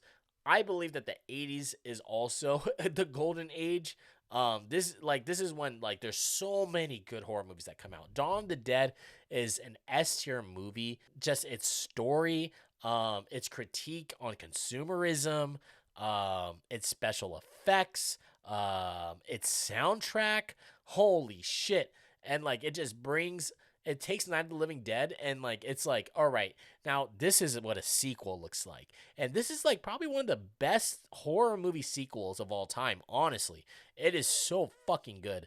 I put this above Halloween. I put this above I highly revere Dawn of the Dead. I'd put it above even Jaws, really. Dawn of the Dead is like a near perfect horror movie for me. It is so much fun. Even the remake is good, honestly. Like, it's just such a good. Okay, I wouldn't put it that far. Maybe like just neck and neck with Halloween. It's good. I'm surprised that this list doesn't have like zombie in it. Like whatever happened to Lucio Fulci? Like that's what I'm looking for. What the fuck, guys? Invasion of the Body Snatchers. This story has been rehashed so many times and just reskinned. Aliens come down from outer space and they take over humans, and now all of a sudden, you don't know who's who. This is the remake version. This is the one with Donald Sutherland in it. This is like an A-tier movie to me. Pretty good. It's a good movie. It's fun. I'd put this above The Bride of Frankenstein. Below it, maybe. Above Black Christmas, though. Yeah, right there. I feel like I'd put it right there. All right, Alien. Holy fuck, another S-tier movie. Alien is a fantastic film. A lot of people like Aliens. I think that Alien is also really good. This is directed by Ridley Scott. It's so isolating. It's so isolating. Even though there's so much space, it's so confined. You feel so confined and like alone. And that's what's so terrifying about it. So much empty, dead space. So much liminal spacing. I love it. Love Alien. Fantastic movie. Great franchise. Definitely, I put this one above Eyes Without a Face. Yeah, put it above Eyes Without a Face. Great movie. Um, Highly recommend watching it. Like, come on, guys. All right, The Brood. This movie's fucking weird. I'm gonna put this in A tier. All I remember from The Brood is the last part, and I don't want to spoil it. All I remember from The Brood is the last part of like the last 10 minutes of the movie, and because of that, I'm putting it in A tier. It is so fucking weird. It's weird. It's weird. This is like below Dr. Phibes. Go check it out. I don't want to spoil it for you guys. It's a good one. Friday the 13th. This is F tier for me. I fucking hate Friday the 13th. I hate the first installment of Friday the 13th. I'll put it at like top of F tier, but I fucking hate this movie. I think that Friday the 13th is terrible. It is one of it's like my top 3 favorite slasher franchises. I feel like that Friday the 13th gets better with every installment because it goes from like taking itself seriously where it's like, oh yeah, this is the story of Jason Voorhees and here's the lore and here's the backstory and blah blah blah blah blah blah blah. Once it gets to like Tommy fucking this lightning bolt coming from the sky and fucking resuscitating this dude, and he's just on a fucking rampage for the rest of the franchise, that's when it gets good. And then like that's why I feel like that every installment of this movie gets better and better. First one isn't that great, but then the second movie, it's Jason Voorhees, and he's wearing that knapsack mask, and it's like it's pretty good. And then the third movie, he finally has his hockey mask, and he's ready, and he's fucking killing people with harpoons, and it's in 3D. And then he comes back, and it's fucking fantastic, and he's just on a killing spree, and he's unkillable, and hell yeah, I'm all for it. Then he goes to fucking Manhattan, and I'm like, hell yeah, I'm all for it. Even though it only takes place for like 5 minutes there. But like seeing him in Times Square, iconic. Fucking iconic. And then you got Jason X, which is good. Freddy vs. Jason, which is good. But the very first Friday the 13th, fuck that movie. I hate that movie. I think it's god-awful trash. The Shining. Come on. This is like top of S tier. Like, how can you beat The Shining? This is like a near perfect movie. This is Stanley Kubrick on fucking crack. Everything about this movie is art. Every single shot of this movie is art. Everything about this movie is so painstakingly thought of as art, where it's like, dude, there is no competition. The Shining is like the perfect horror movie. It has everything that you want. There's almost no bad part about the movie. The pacing is on point. Cinematography is on point. Color schemes are great. The compositions are great. The story, the narrative, the acting. There's so many good things about The Shining. Like, it's hard to knock it as like not being the best horror movie of all time. It's like The Shining and The Exorcist are both just amazing fucking movies, and it's so hard to top them. At that point, it just becomes personal preference, right? But like, if you were to be a critic and be like, which one is actually the best? If you were to take the pros and cons of each movie and see like the anecdotal literary devices of each movie and blah blah blah and break it all down, which one would be the best? It would be like a tie. It would be a toss up between The Shining and The Exorcist, honestly. But The Shining, fantastic movie. This family goes to the Overlook Hotel. And there they find out that the hotel is like haunted. Jack starts becoming obsessed with the hotel. He starts losing his mind. He starts getting cabin fever, and then he begins to want to kill his family. And that's The Shining. All right, An American Werewolf in London, another S tier movie. Oh my God, John Landis, you madman, creating an hilarious werewolf movie with one of the best transformation scenes ever. What is it? Rob Bottin who did it? So good. Or is it I can't fuck. I think it's Rob Bottin. American Werewolf in London, fantastic movie. This is an S tier movie. It's so much fun. I love that the soundtrack is just anything with the word moon in it is in it. John Landis, he did a fantastic job. This is an S tier movie. I'm putting this above Night of the Living Dead. It's a werewolf movie. It's a werewolf movie. It's just these two Americans go backpacking, and then one of them gets killed because they were bitten by a werewolf, and then his friend gets bitten by the werewolf, and then he starts transforming into a werewolf. Then he goes and fucking kills other people, and yeah, there you go, American Werewolf in London. The Howling. Then we got another werewolf movie. What's up? What's up? This movie is interesting, I will say. The atmosphere is good. The ending, the last 10 minutes are fantastic.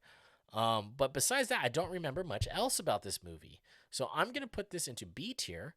I'm going to put this above Peeping Tom because I do remember it being a lot of fun. All right, moving on to the next one. We got Possession. Possession. This movie is fucking weird. This movie's a trip. This movie's about sex. And it also has the dude from Jurassic Park. It has the dinosaur guy in it. But this movie's a trip, dude. It's like this guy and this wife are having like a falling out. He doesn't know where his wife is going.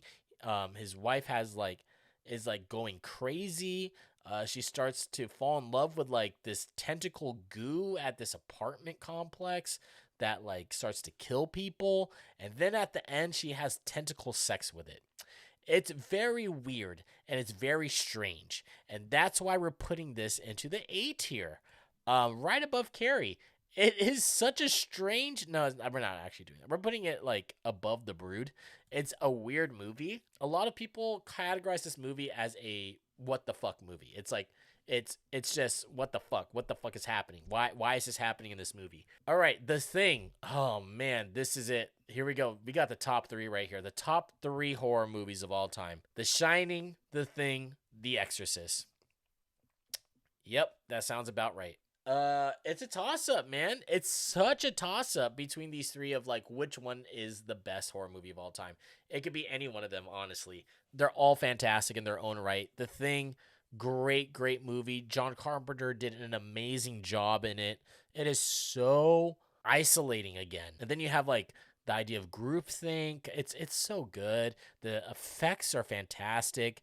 I feel like the only thing that holds back The Thing is that it leans heavily into its special effects.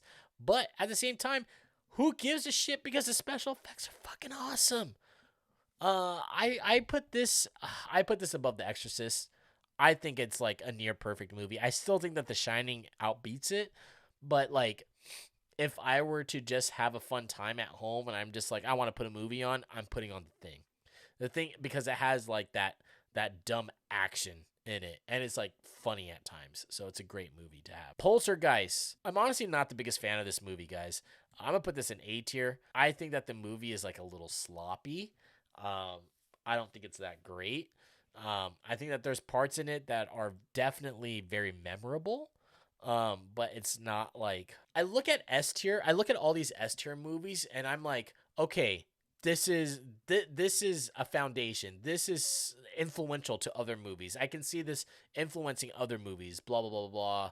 Stuff like that. This one, it's like artistic. It's so well made. All that stuff. And then I look at Poltergeist. I'm just like, there's not a lot about the movie that stands out to me, honestly. Yeah, and that's pretty much it. Like, that's the only reason as to why I'm putting it in A tier. Like, I look at everything else in S tier, and I'm just like, does Poltergeist really deserve to be in there? And so that's why I'm dropping it down to A tier. Henry, Portrait of a Serial Killer. Okay, I get one crazy idea for this tier list, and I'm gonna make it this one. Henry, Portrait of this is S tier to me. This movie is this is Bad Vibes the movie. That's it. It's Bad Vibes the movie. It's so gritty. It's so disgusting. I think that Michael Rooker does an amazing job in acting here. I don't know if it's because he doesn't talk a lot or what, but like, man, does he sell his role. I feel like I shouldn't be watching it, but I am. I can't look away from it. And holy fuck, the ending scene of this movie is so gut-wrenching. It makes me it makes me physically shudder. It's such an interesting movie. It's literally just this dude that goes to people's houses and kills people. He comes out from jail. He starts going on a rampage, killing people. with no remorse. Usually it's women that want to have sex or something, and then he moves in with like his prison mate who has his sister over. He falls in love with his sister, but then he still kills people. Him and his friends kill people together, and they videotape it and stuff, and it gets like weird. But yeah, Henry, Portrait of a Serial Killer. I fucking love this movie. Bad Vibes the movie, man. I put this above Texas Chainsaw Massacre, honestly. It's such an aesthetic. It's such an aesthetic. I put this in S tier. I think it's great. I don't even know who fucking directed this. Let me see. John McNaughton. Who the fuck is John McNaughton? What else did he make? Oh, he directed Wild Things? What the fuck? Nightmare on Elm Street. S tier. S tier movie. Come on, man. Wes Craven comes in. He's just like, what's up? I heard that y'all like slasher movies. What'd you guys think about this one, though? How about it's just somebody that just kills you in your dreams? Fantastic movie. Fantastic franchise. Wes Craven hits it out of the park with this one. Johnny Depp's fucking acting debut. There's not much else. Freddy Krueger, you guys know what's going on. This is S tier. We're putting this above Suspiria, above An American Werewolf in London. The deaths in this movie are fucking crazy. It's so imaginative, and like the stuff that they're able to do in it is crazy. Johnny Depp's death scene is iconic. I put it above Dawn of the Dead, Nightmare on Elm Street. Do I put it above Halloween? Probably not. The Fly, S tier yet again. I need to make like an S plus tier, honestly. I'll put that. I think I'm going to have to make an S plus tier because this S tier is getting ridiculous. The special effects is what makes this movie. I mean, like, seriously, it's really what makes this movie. Because the rest of the movie, like it's not that great. Like, it's definitely just a shock value movie by the special effects. Because the story is like whatever, the characters are whatever, but the special effects, holy shit. You like body horror? This is the body horror. This is it's like this and Videodrome. You got to watch those two movies if you want body horror. Goes inside of a pod. He's like trying to figure out how to do transportation. Goes inside of a pod, but then a fly goes inside of it, and so his DNA splices with the fly, and as time goes on, he starts to become more fly-like, and his body starts to deteriorate at a rapid pace. The Fly, I'm going to put this one above Suspiria at least. I'm going to have to put I have to drop An American Werewolf in London. I'm putting this in A tier. I can't. I'm looking at the rest of S tier, and I'm just like, does it really deserve to be there? No, not really. Evil Dead 2, S tier. S tier movie, dude. I love Evil Dead. I'm putting this above fucking Psycho. I love the Evil Dead. It's like Evil Dead, the first Evil Dead. It's my favorite movie of all time. It's what made me fall in love with movies. Evil Dead 2, one of the best movie sequels of all time. A lot of people say it's just a remake of the first one, which is understandable. I still think that's a sequel to it. But Evil Dead 2, fantastic movie. So much fun. You got action. You've got gore. You've got scares. It's just the fun house of horror movies. And that's what I love about horror movies. And that's like what made me fall in love with them. Like, that's something that Sam Raimi talks about a lot, is that a horror movie should be a fun house. You should go in there. Sometimes you'll get scared, and then you laugh it off, and you have some relaxing time, and then you get scared again, and then you laugh it off with your friends, and then you have a fun time. That's what a horror movie should be like. Now, that being said, it's okay to get your pants scared off of you. But you'll notice that a lot of the movies that get your pants scared off of you all the time are in this list. Like The Conjuring, that's not going to be like in the top 10.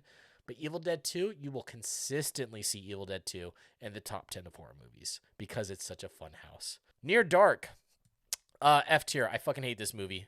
It's basically just like, if you guys ever watched Buffy, where the vampires will just like cover up their windows with like newspaper and fucking spray paint or whatever so they can stay out in the sun. That's Near Dark. It's a vampire movie. I think it takes place in the desert or something. I can't fucking remember. I hated it. It's like Vampire Cowboys is the best way that I could put it. Pet Sematary. This is one of my favorite books from Stephen King. My favorite book from him is Misery, and then my second favorite is Pet Sematary, and then after that, it's probably like The Shining or Salem's Lot. Probably Salem's Lot and then The Shining. But Pet Sematary, the movie, it's okay. It's a direct-to-TV movie. I'm not the biggest fan of it. I think because I like the book so much that I'm not a big fan of the movie. Also, I didn't know this. If you guys like Stephen King, I love Stephen King. I love reading his books. I read them all the time. You guys should also check out Joe Hill. Joe Hill is his son. He's the one that made like Lock and Key. The book that got me into him was Nosferatu, and I was like reading it, and I was like, huh, this reads a lot like a Stephen King book. And then I found out that Joe Hill is Stephen King's son, and I was like, oh shit, no way. Definitely go check that out if you like reading horror books. I definitely recommend Nosferatu from him. I also recommend Horns. That's the one. I think that Daniel Radcliffe was in a movie called Horns. I think it's like the same thing. That one's good. And then also Heart Shaped Box. That one's also really good. So go check those out by Joe Hill. Great writer. Reads just like Stephen King. Very fast chapters. Pet Cemetery, though, the movie, it's whatever. I put it at D tier. Silence of the Lambs. This is art. S tier. I'd put it above Cabinet of Dr. Caligari. I'm guessing that the people that are watching this video know these horror movies, or at least know like the big ones, so I don't have to explain them. Anthony Hopkins, just like his acting just fucking hits it out of the park. Above The Fly, above Eyes Without a Face. All right, was that the 90s? I think that's the 90s. I think that Silence of the Lambs is 91. And now we have Candyman. Candyman is my favorite. Is one of my favorite horror movies. I put it above The Shining. I think that Candyman is just art. This is just art. Everything about this movie screams art. I fucking love Candyman. The story is great. I love how it's gone from this little short story from Clive Barker and just became like this whole other thing. Just like having it take place in this run down neighborhood instead of in fucking Liverpool, I think is a great idea. I think that the soundtrack is amazing. I think that the acting is fantastic. Tony Todd, just like, he completely makes it. Like, his voice, oh my god, it's so fucking good. I think that the idea of this of this being, or this evil being, exists because he needs you to believe in him, and if you don't believe in him, he loses power. It's like kind of like Freddy Krueger at that point, right? Candyman is fantastic. I fucking love it. I think it's just art. Both that and the remake, both fantastic movies. I know it's probably not better than The Shining, but like, I love Candyman. I'm biased as fuck. I think that Candyman is fantastic. Fuck you guys. Cronos. This is Guillermo del Toro. It's a vampire movie.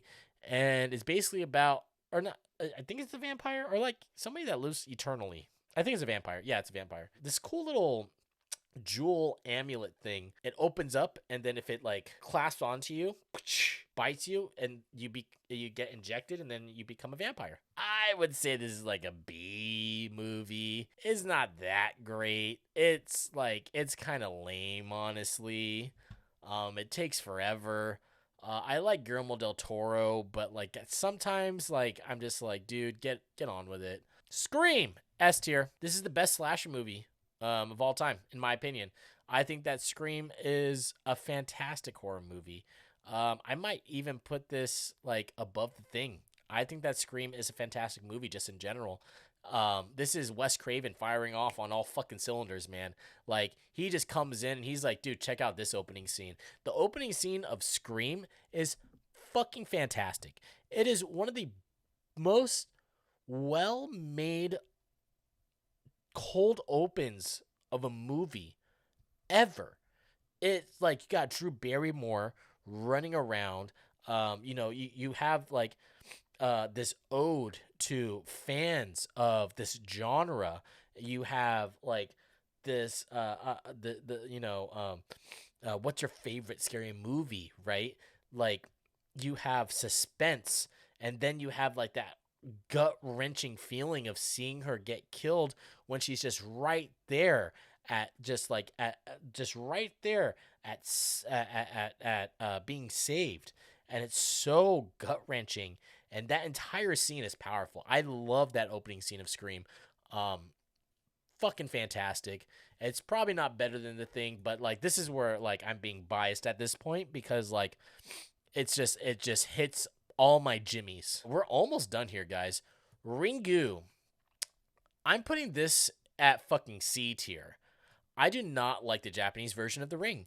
I just don't. I think it's silly. I think that it's annoying, like seeing these like flashback visions. Like the American version of The Ring, I think is way better than the Japanese version. The thing is that like I like Japanese movies. You can see that I like Godzilla. I like the original Godzilla. I like Kawaii. There's a lot of Japanese movies that I enjoy a lot of, like fucking Ju-on. I think that the Asian version of Ju-on is way better than the American version. I love fucking Onibaba. I like a lot of Asian horror movies. I like a lot of Asian horror movies. Like there's some good stuff in there. I even like some of the newer ones, like Empedagore. That one's Thai, I think. Great movies. The Asian version of The Ring, I think fucking sucks ass. There's definitely some parts that are scary though. There's definitely parts that are scary. There are some parts that are like a little bit freaky. Like I feel like that when she crawls out of the TV and the Asian version of The Ring, I think it's a lot better. But besides that, not the biggest fan. The main character, which is supposed to be Naomi in the American version, she's such a strong character. She does everything herself. Whereas in the Asian one, she's just pushed off to the wayside. Like not that much of an important character, and then it just becomes more about her love interest that's more important. So there's like some things that I don't like about the Japanese version of The Ring, and I feel like that the American version is actually more superior. Audition. All right. A lot of people like this movie because it comes out of left field. For me, I'm not the biggest fan of it, honestly. I read the book. The book is pretty good. I mean, like the book is like so short. It's like almost a novella. It's okay. The book was okay. The movie's okay. This guy, he's like a skeevy guy, and he's like, oh, I need to find a date. So they make this bogus rehearsal to be like, hey, we're looking for an actress, and really he's just looking for somebody to be his new wife. I think like the very first line in audition in like the book is like, when are you gonna get married, Pops? They hold auditions to find like this girl to be his wife, and then he finds this chick and she happens to be batshit crazy. They have sex, and then she becomes very obsessed with him.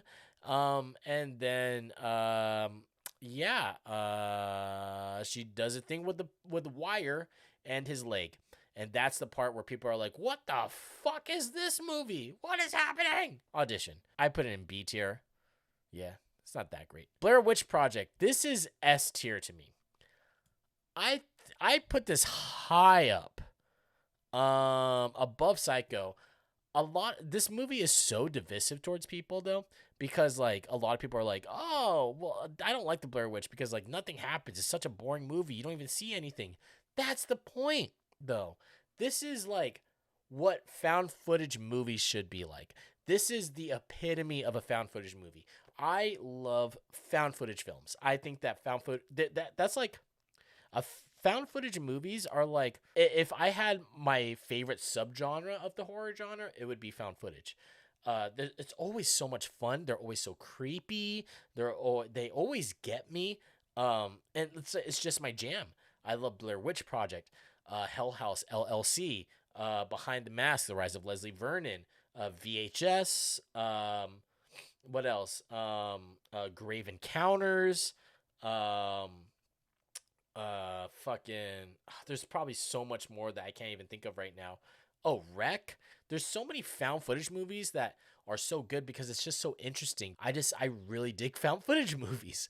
And Blair Witch Project does it so well, man. These kids go out into the woods and then they get lost and they're like, where the fuck are we? And then there's like this witch that you don't see, but like there's like these very creepy things happening, and like the atmosphere is great. I know that the acting isn't 100% the best, but god damn, does the idea feel great, and like you feel so immersed in it. I think that's why I like found footage movies, is because you feel so immersed into the environment. Final Destination. Where are we putting this bad boy? B tier, I would say.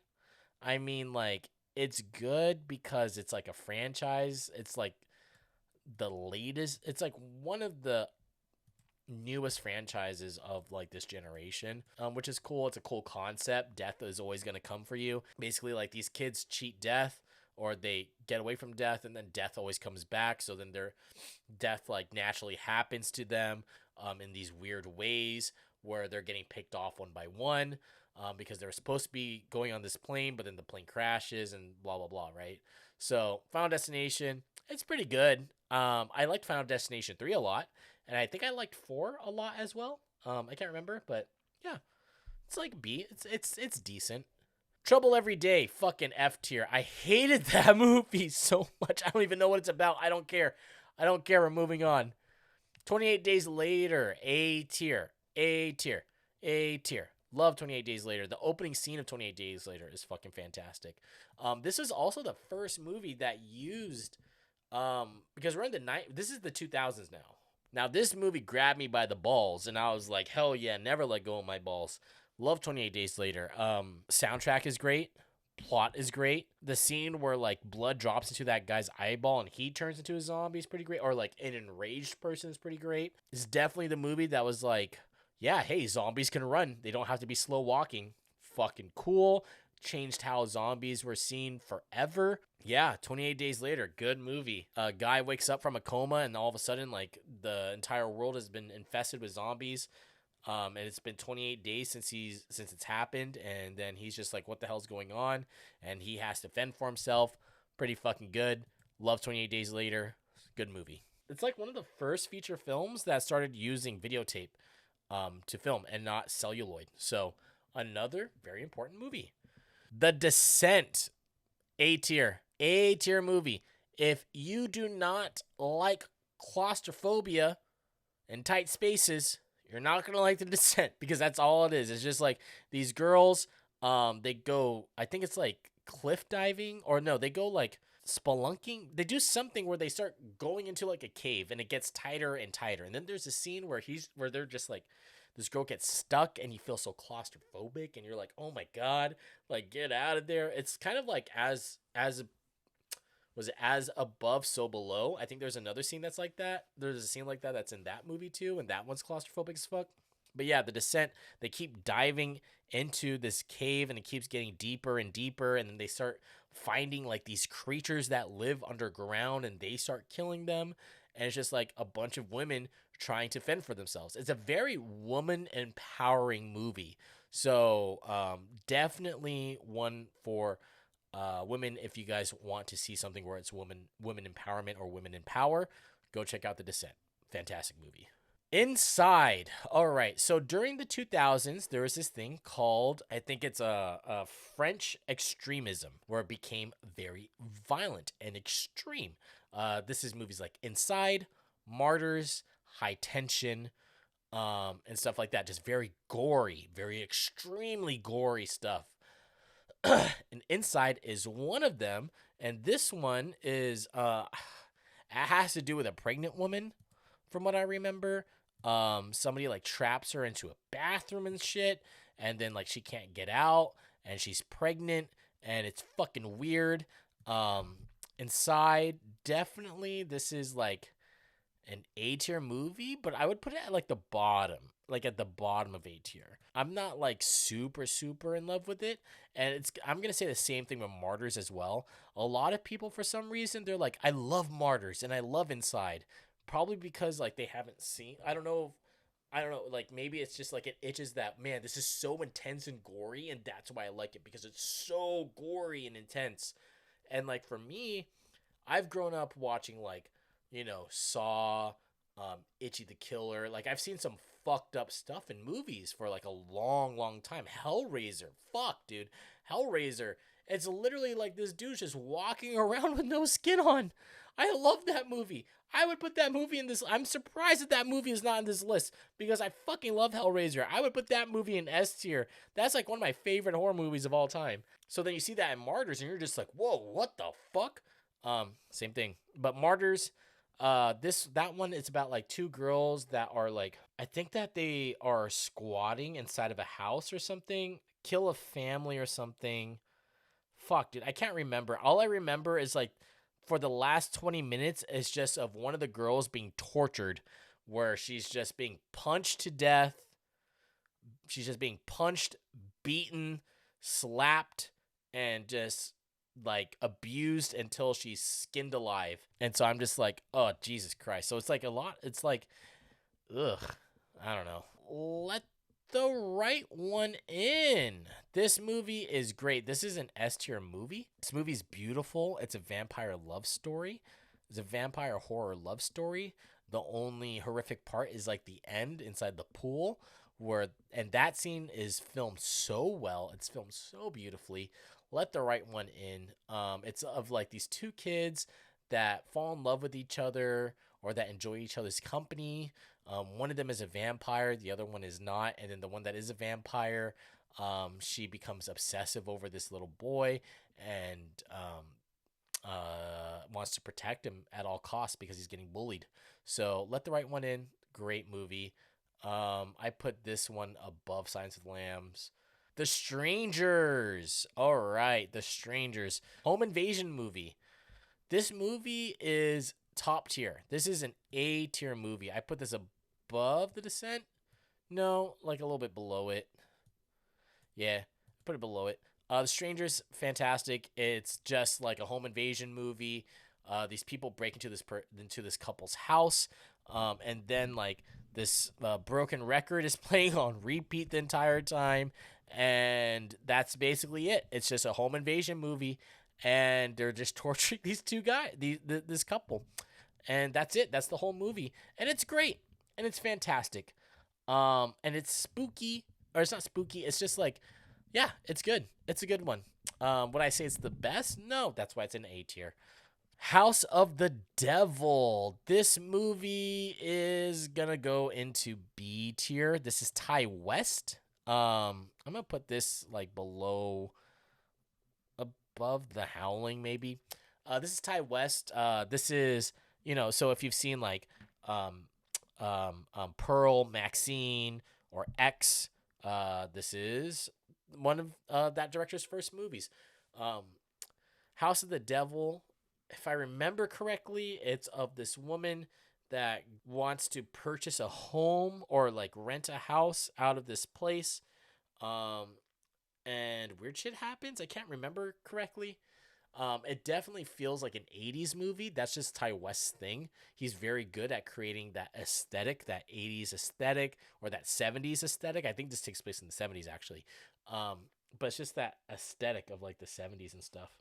I would check it out. It's a fun watch. Definitely a very, very slow burn. And her best friend does not deserve the way that she went out. All right, now we're moving into the 2010s. We've got The Babadook. The Babadook, this is an S tier movie, honestly. A lot of people don't like it because they're like, oh, the child actor is so fucking annoying. Well, that's the point. The kid, I'm pretty sure that the kid's supposed to have like autism or something. Not that all kids that are autistic are fucking annoying. I'm just saying like it's a kid. Kids are annoying. Kids scream and throw tantrums. Like that's just what they fucking do. But The Babadook is a fantastic movie. It's all about trauma. This is the movie that just takes trauma and it's just like, this is like this is the turn of horror movies where horror movies become about trauma. And you see that with Smile, you see that with Midsummer, you see it with Hereditary. This is what marks that turning point in the horror genre. And on top of that, the pop-up book is fucking great. Such a great idea. Such a great idea for to introduce like this spooky character called the Babadook, right? Where, you have this kid, he's like, I want to read a book, and then he reads a book and it's called the Babadook, and then all of a sudden she's like, what the fuck's the Babadook? And then it starts to just like infest their life. And it's beautiful. It's a great movie. A Girl Walks Home Alone at Night, F tier. I didn't care about it. Moving on. I think it's a vampire movie, but I just didn't care for it. So I'm just like, whatever, I'm done. It Follows, S tier. Yeah, S tier. I'd put it at S tier. And the reason why I'm putting it at S tier, and I'm gonna put this above. I'm gonna put it like somewhat low down here because it's not like there's some glaring problems with it. Obviously, we'll put it at like the end of S tier.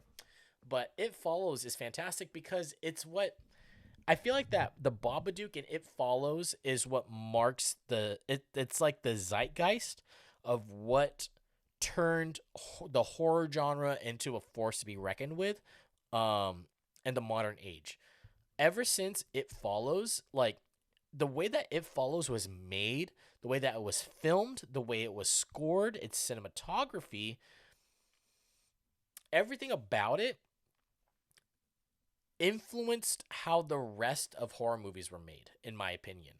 Like longer shots, wider shots, pans, going back to like the 80s or the 70s of like what horror movies were like, where it wasn't just like handheld, because like we went through the 2000s where like everything was like handheld shaky cam, and then It Follows comes and the Babadook comes and it's like boom, locked off shots, boom, great panning sequence, beautiful, like really thinking about composition, not just cutting into like a different shot, you know, like that's how a lot of 2000s horror movie remakes were like Texas Chainsaw, Dawn of the Dead, stuff like that.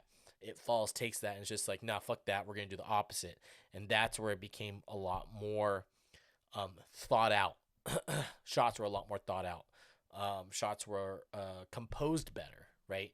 Soundtracks were better. Like in the early 2000s, a lot of horror movie soundtracks and a lot of movie soundtracks in general were just bands. Like all of Scream, if you pay attention, all like, and this happened in the 90s as well.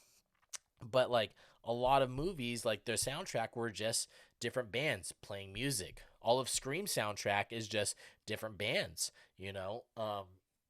And I feel like that trend happened well into the 2000s until the Babadook and It Falls comes out, and they have like actual deliberate choices in what music they're playing and what music, how the music influences the rest of the movie. Then we got The Witch, another S tier movie. We're moving into the 2010s, and the 2010s was like another great year for movies, on it, a great year for horror films. The Witch, fantastic movie, such a slow burn, but oh my god, is it fucking horrifying. It's like takes place in elden times. It's kind of hard to understand because of how old it is, but it's like or at least when they're talking. But it's this family that goes on hard times.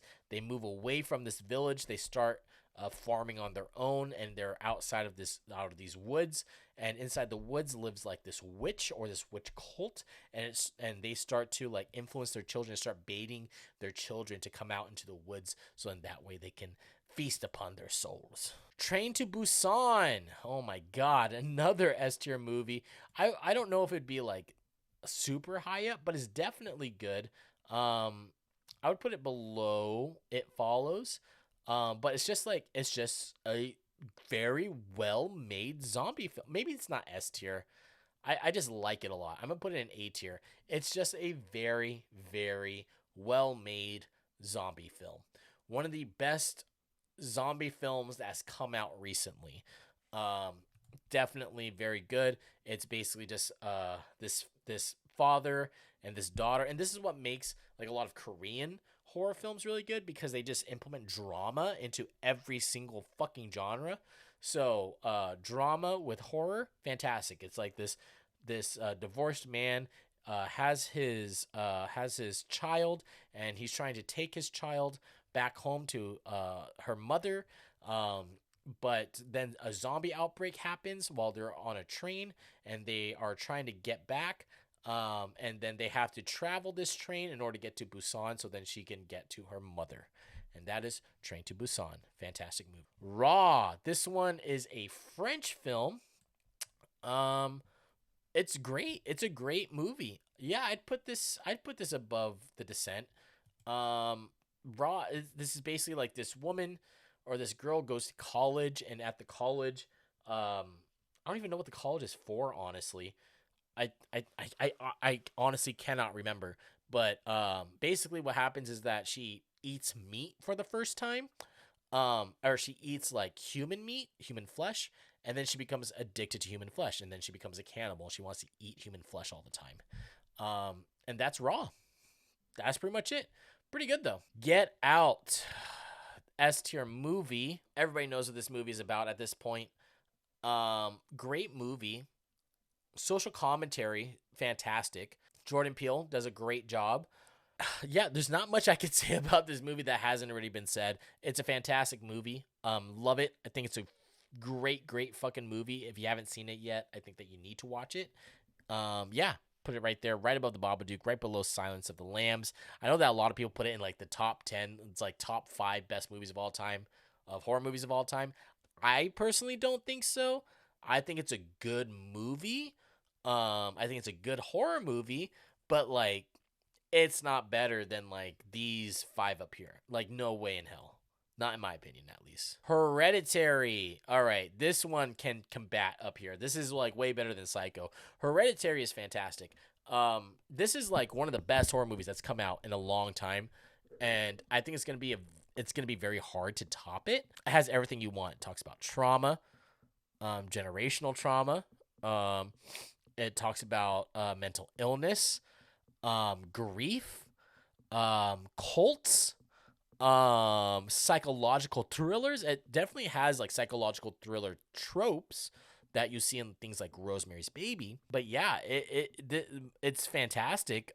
Made super well. And then we're gonna move to another Ari Aster movie with Midsummer, which is another cult movie. Putting this up here, visually stunning movie. Oh my god, it's so vibrant and beautiful, but also at the same time so off-putting and eerie because it's so vibrant and beautiful.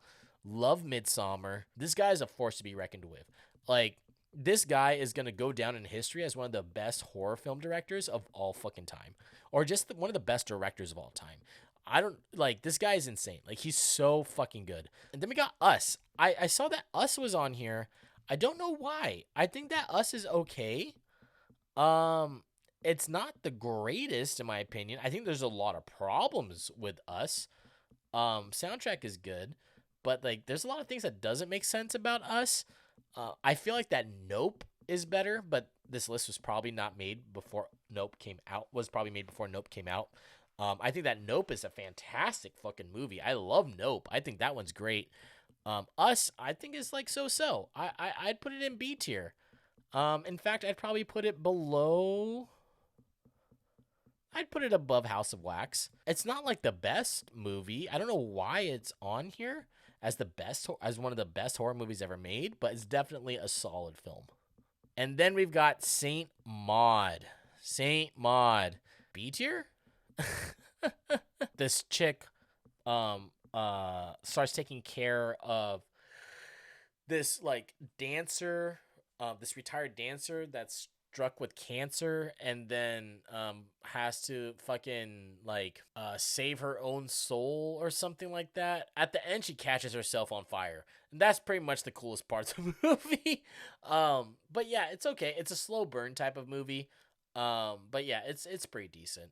And there we go, guys. Ladies and gentlemen, here is the tier list of the 101 best horror movies of all time, according to Rolling Stones. A lot of stuff in S tier, just a lot of stuff. Stuff that I didn't think that I never would have watched, honestly, in both S and A tier that I never would have watched. That are in here, and then a lot of stuff that I have watched that are in here, like Eyes Without a Face, The Devils. I didn't know. I've never watched that. Fuck, I think that was it. Oh, Henry, Portrait of a Serial Killer, The Wicker Man, Abominable Dr. Phibbs, Vampire, and then like a lot of them are in this fucking tier. God Told Me To, trash. I hated it. Near Dark, did not like it. Girl Without, did not like this one. Trouble, Every Day, didn't like that. Didn't like Ganja and Hess. Didn't like Don't Look Now. Didn't care for Mask of the Red Death. Didn't care for The Black Cat. Devil Rides Out. There's like a lot of movies that are in here that I wish that like I didn't really watch because I didn't care too much. Some of them were so artsy fartsy up your ass I just didn't care. Like Trouble Every Day felt like one of those art house movies where I was just like, dude, come on. Yeah, I can smell your asshole. Just stop. But that's the list. I hope that you guys had fun, and that's going to be it for this video. I really appreciate it. I hope that you guys have a fantastic Halloween. Have a fantastic October. Lots of movies in here. I hope that I helped helped you guys figure out like which movies you guys want to watch or maybe try watching for Halloween. I don't know. But yeah, I just want to get this info dump out of my head. And that is pretty much it. Thank you guys for watching this video. If you guys liked it, leave a thumbs up, leave a like, leave a subscription, and make sure that you become a member and help support this channel. It does help out a lot. And I will see you guys on the next one. If you guys have any other tier lists related to movies, just let me know and I'll possibly make a video about it. Thank you guys so much, and I'll see you guys next time. Bye-bye, everybody.